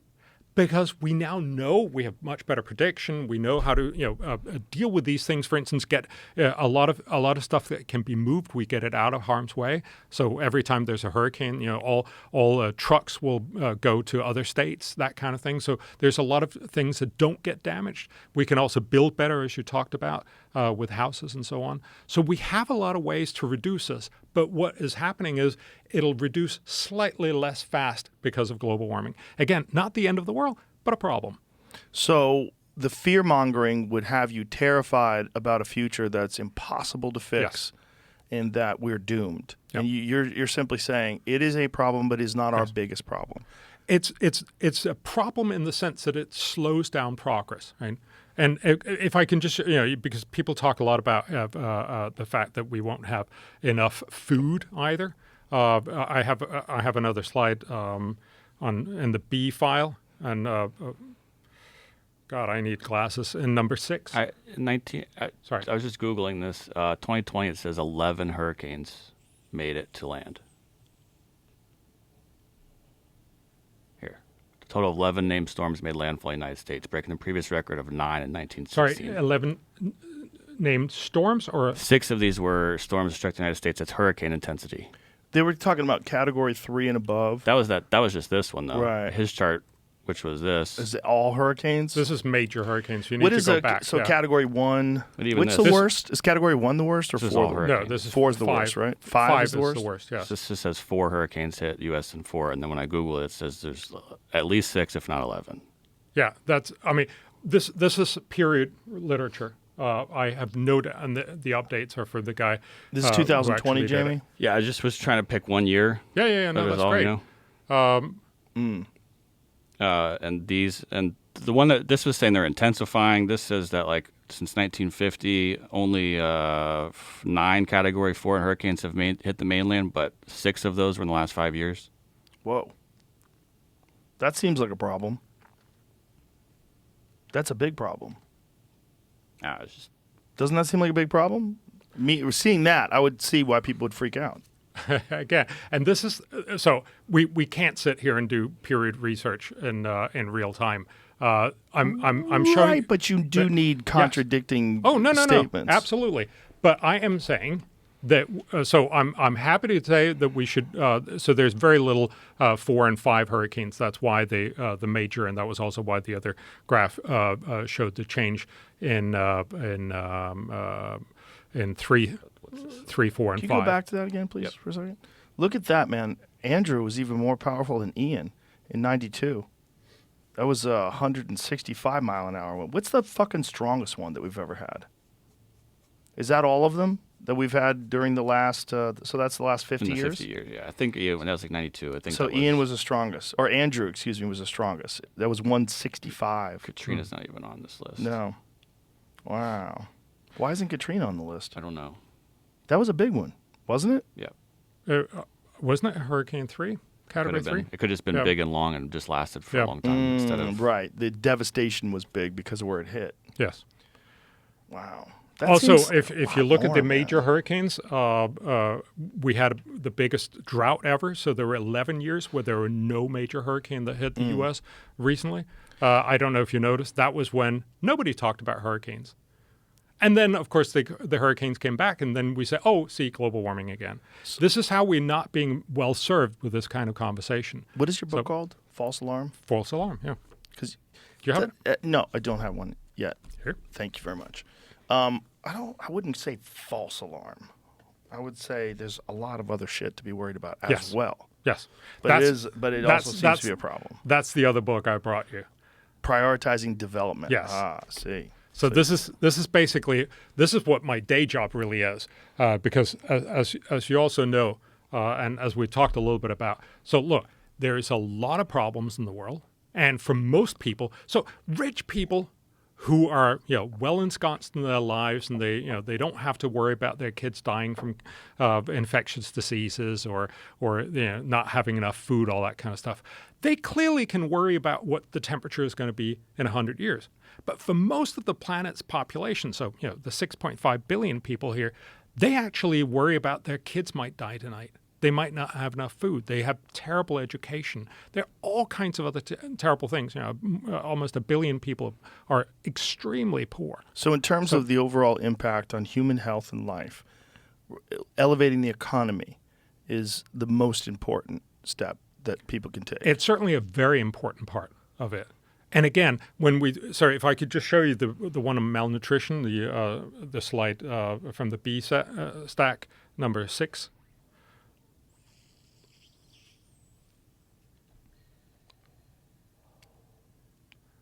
Sorry. So what I just want to show you was that malnutrition has come down dramatically. And again, what you see here, so this is the number of death from kids that are less than 5 years old. And again, this is very similar to the other chart, Yes, but a little bit of a exactly. difference. The difference between with climate change and without climate change. Without climate change is only slightly lower, but the overall trend is much, much, much lower than it was in 1990. Yeah. And this is because we're getting better at making agriculture. This is what we talked about before. They're much better in India. They're much better everywhere. So And the we should overall become- net benefit is positive. We're moving towards a world that's going to be much better. So these guys that are protesting think it's the end of the world. No, it's not. It's a world that's going to be much better. But they're right in saying that climate is one problem, and we should definitely think about how we fix that. But we should also remember a large part of this is how do we fix all the other problems? There are still people. There's one of the things that it just blow my mind. We all worried about COVID. But remember, the world's biggest infectious disease killer over the last 200 years has been tuberculosis. It's probably killed about 1 billion people in total. It still kills 1.5 million people every year. And we know how to fix it. We figured that out 100 years ago. That's why no one in the rich world died from this. But apart from COVID, it is the world's leading infectious disease killer, and we do nothing against it. We could, at very low cost, fix most of this problem. And so one of the things I try to push is to say, look, for very little money, we could actually, so we're talking about $3 billion a year or thereabouts, we could actually save almost everyone from tuberculosis. Why don't we make that one of the things we want to do? Yeah. It's interesting. That's not a sexy headline that No. gets people riled up and scared because they're not worried about tuberculosis over here. And we're not worried about our kids getting Right. tuberculosis, right? Right. So in some sense, it's because it's over there. It's Yes. a lot of people in India and in Africa and so on. But in some way, it doesn't quite make it okay, right? I see what you're saying. So what you're trying to promote is a balanced message, and you're trying to counter the climate change fear mongering by saying it is one of our issues, but it is surmountable, at least in some aspects of it. Oh, look, the world will be much better off by the end of the century, but because of global warming, we'll be slightly less, much better off. So what do you think, if you contemplated the motivations for this fear-mongering and this distorted perception of this one very particular issue, when you look at all the issues that we face that you've outlined, why that one? Why does that one get the most heat? So as you just mentioned, it's partly because it's our kids rather than someone else's kids who are going to get influenced by this. We also just love having something to worry about. I think that's to a very large extent. And then, of course, we have a lot of media that has an interest in pushing a catastrophic agenda about anything. So anything is catastrophic. Anything is something that we should worry intensely about. Is it just the media, or is it also a political ploy? Oh, of course, it's also politicians. For a very long time, this was the gift that kept on giving for politicians, because they basically got to say, the world is ending, but I can save you. Right, I can't do that voice, but you know what I wanted to. Yes. So fundamentally, imagine being able to say, "I can save you," and will promise to do some stuff that will only happen long into the future, long after I've stopped being, president or whatever it is. Right. Now, of course, this is catching up with us, because now we actually have to start paying for all of this, and this is where the wheels come off, because most people are just not willing. Most people are willing to pay something to do good for the environment. They're certainly not willing to pay, $5,000 per person per year. That's just not going to happen. Most people. Sure, a few, very, very wealthy people will do hardcore lefties will go, we got to take the billionaires. They can fix it all. Yeah, and that's just not Elon. That's just not true, right? I mean, they would run out of money really quickly. Right? Yeah, unfortunately. I mean, the U.S. budget is what, 1,000, what is it, 3,000 billion, the federal budget, $1,000 billion, and what Elon has 200-300 million. He would run out in 2 weeks. He's running out of it two just months. with Twitter. Well, but the point is, these billionaires, sure, I'm all for it that they should do more, and I think some of them are doing excellent work, and some of them are probably not. But this is not how you solve this problem. This is about making sure that you actually responsibly can do it with the budgets that you have, or with realistic tax increases. And increasing your tax 5 or 10% of GDP is just not realistic. Do you have a fear that the fear mongering and the way concern, I should say, about the fear mongering and the way it's portrayed in the media is going to cause people to vote for things and to vote for people that are going to implement things that will ultimately be more destructive than they are beneficial? Oh, absolutely. I mean, partly, if we're suggesting we should do policies because we're worried that this is the end of the world coming up, that are enormously ineffective, which is what most of the world has done, then we're going to waste a lot of money. But likewise, on the other side, so you could say this is sort of Democrats here in the U.S., right? But likewise, there's a lot of Republicans that are just saying, no problem whatsoever. Just keep fracking, do whatever. And because you get sick and tired of having to pay those extra taxes from the Democrats, you might very well end up electing Republicans as well. They'll just not do anything to solve the problem. And so I really think this polarization, this it's the end of the world, it's not happening at all, is very unhelpful, both in the terms that it scares people witless, but it also makes it very hard to make these sensible, middle-of-the-road kind of arguments, which is we're not going to solve this by huge taxation. We're not going to solve this by making lots of people pay for ineffective policies. What we are going to solve this with is innovation. So we should be spending a lot more on innovation. But the beauty of it is right now, globally, the world spends about just under $20 billion per year on innovation into green energy. That's, in percentage, much less than we've done over the last 30 years. Because politicians want to go out and open new solar panel parks or wind turbine parks, because that looks like something not fun eggheads. Is that part of the problem? Is the perception? I'm sure it is. And what we should do is we should fivefold increase that to about $100 billion. President Obama and everybody else promised that back in Paris, and I'm happy to say we had a very, very tiny, small role in that. We should be spending lots more on research and development in green energy, because that's how we're going to fix this problem. But we'll only get to that if we actually get people to sort of calm down and realize problem, not the end of the world. And don't tank the economy while you're trying to fix the problem, because then you'll limit the amount of available solutions. Because and resources, and resources. Yeah. And one of the really depressing things that we're seeing now, if you've noticed, growth rates are coming down. The U.S. used to grow per capita 3% per year. Your kids would be much richer than you. But in many countries, both in the U.S. and Europe, we're seeing much, much slower growth. One of the reasons, this is by no means the only reason, but one of the reasons is that we have somehow realized, we should be sorry for all the things we're doing. We should be doing more to counter global warming. And one of the ways you can do that is by having little or no growth. But the problem with that, of course, is that also impacts everything else. It makes it much more of a distributional issue. If the cake is no longer growing, everybody starts bickering about who gets what slice of the cake, and it makes everything harder to deal with. And of course, at the same time, we have the entire developing world that still just wants to get out of poverty. And we're not really giving them a chance either. We're, for instance, pretty much limiting them. We've been telling Africa, for instance, for the longest time, sorry, you can't have gas, you can't have coal. You should just go straight to solar and wind, which, of course, can't really power an economy, or at least not right now.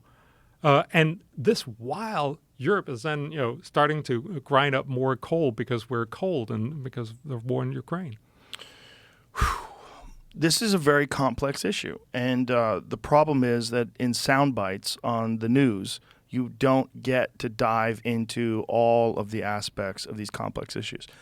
Knowing what you're knowing, and like, how frustrating is this for you to try to spread this message? Because I'm sure you get labeled like immediately you're a climate change denier, you're a shill, you're a bad person.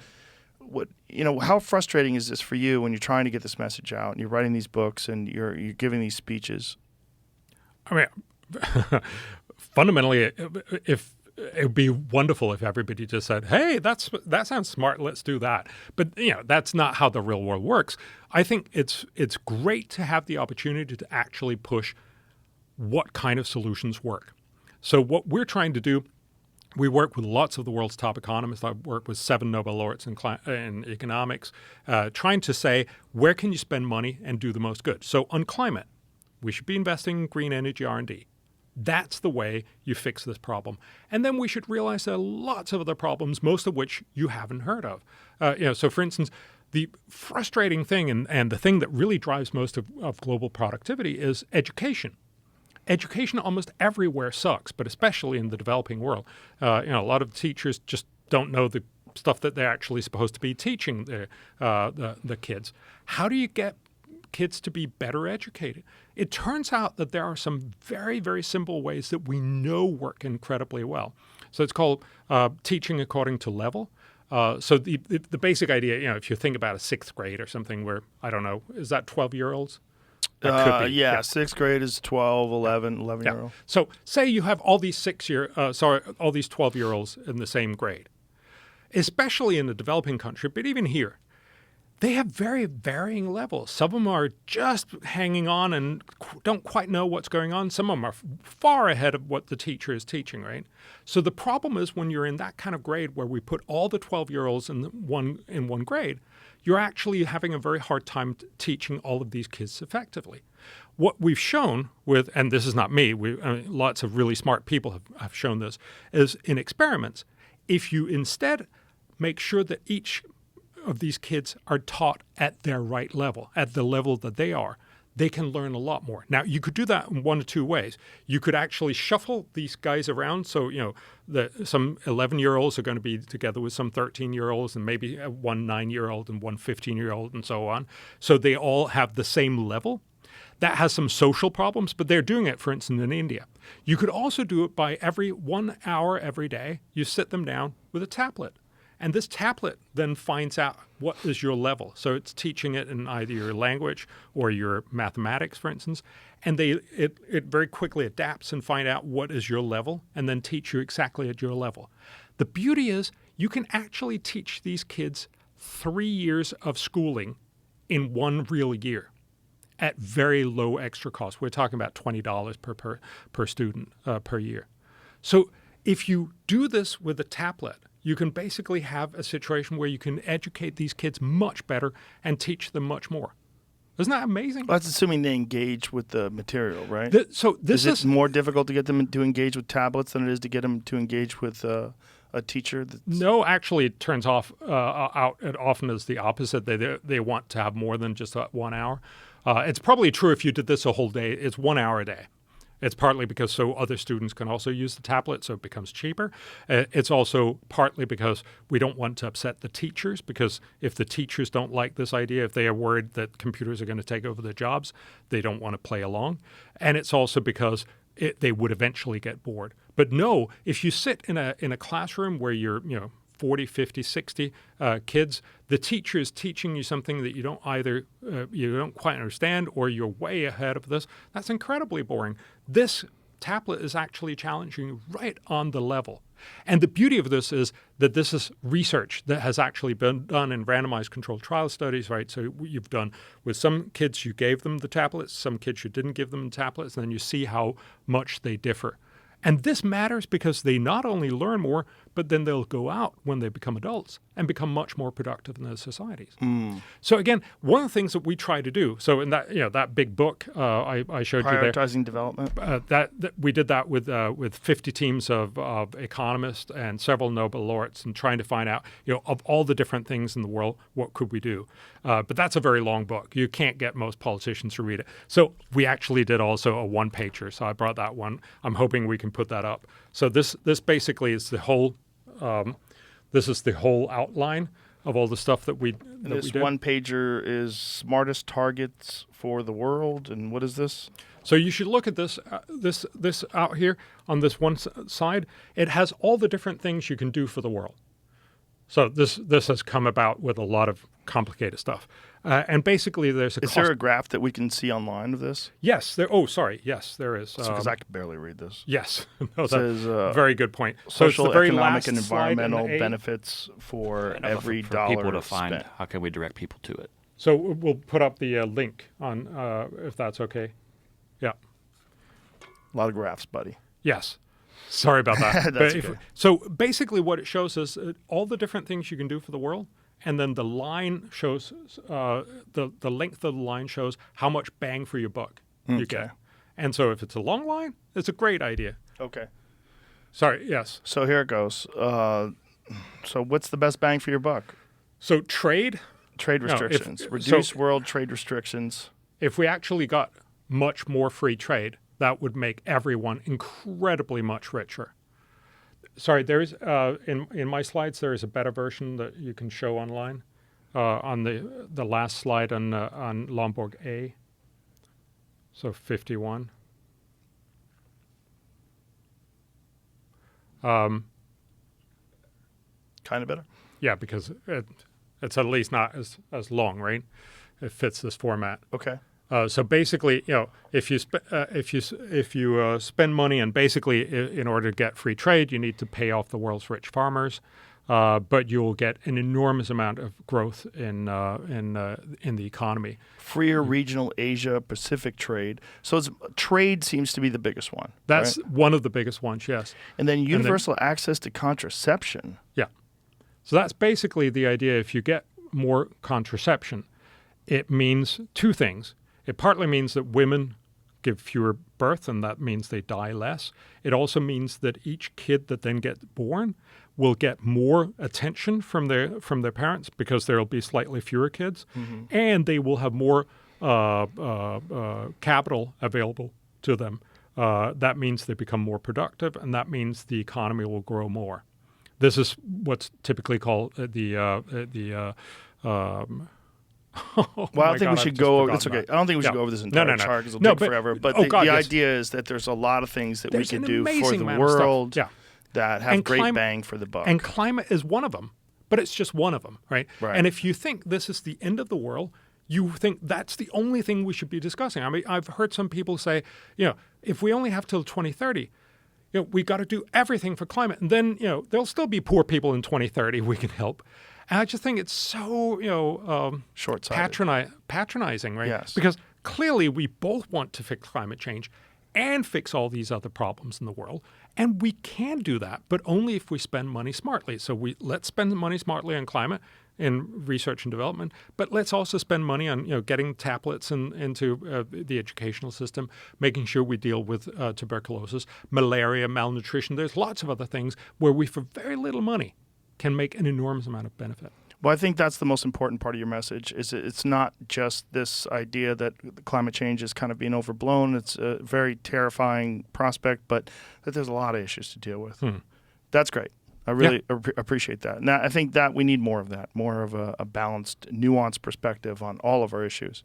I'm glad you brought up education as well, and all those other things, contraception and poverty, and there's a lot going on there that we need to think about as well. Yeah. And if we start doing that, it can also be a real lift for a lot of these people who are terrified. Remember, if you ask people in the rich world, do you think the world's civilization is going to come to an end?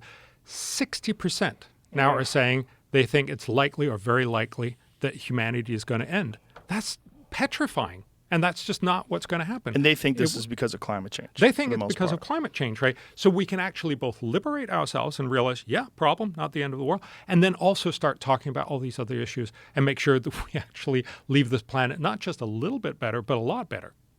I love your message. Thank you, Bjorn. That was really great. Thank you. I really appreciate it. Even though you're working for Big Fracking and you're a shill for Mountain Dew. Stop saying that. Yes. I'm kidding. Mountain Dew, yes. So False Alarm is your book, How Climate Change Panic Costs Us Trillions, Hurts the Poor, and Fails to Fix the Planet. How do I pronounce your last name correctly? Lomborg? Lomborg. Bjorn Lomborg. And then the other one this is all the other things that you were concentrating on of all the different ways that we can prioritize spending that will benefit the whole world. And that's prioritizing development, a cost-benefit analysis of the United States United Nations. United Nations Sustainable Development Goals. And if you're inclined, this is a very detail-oriented book. Yes. This will fill people's time. Thank you, Bjorn. I really appreciate you being on here, and it was a lot of fun. I enjoyed it. All right. If people want to get a hold of you do you have a website, social media? Yes. Lomborg.com, and Twitter is Bjorn Lomborg. And Lomborg is the pronunciation or the spelling of the last name. Right. Thanks, sir. Appreciate it. Thank you, Jeff. Bye, everybody.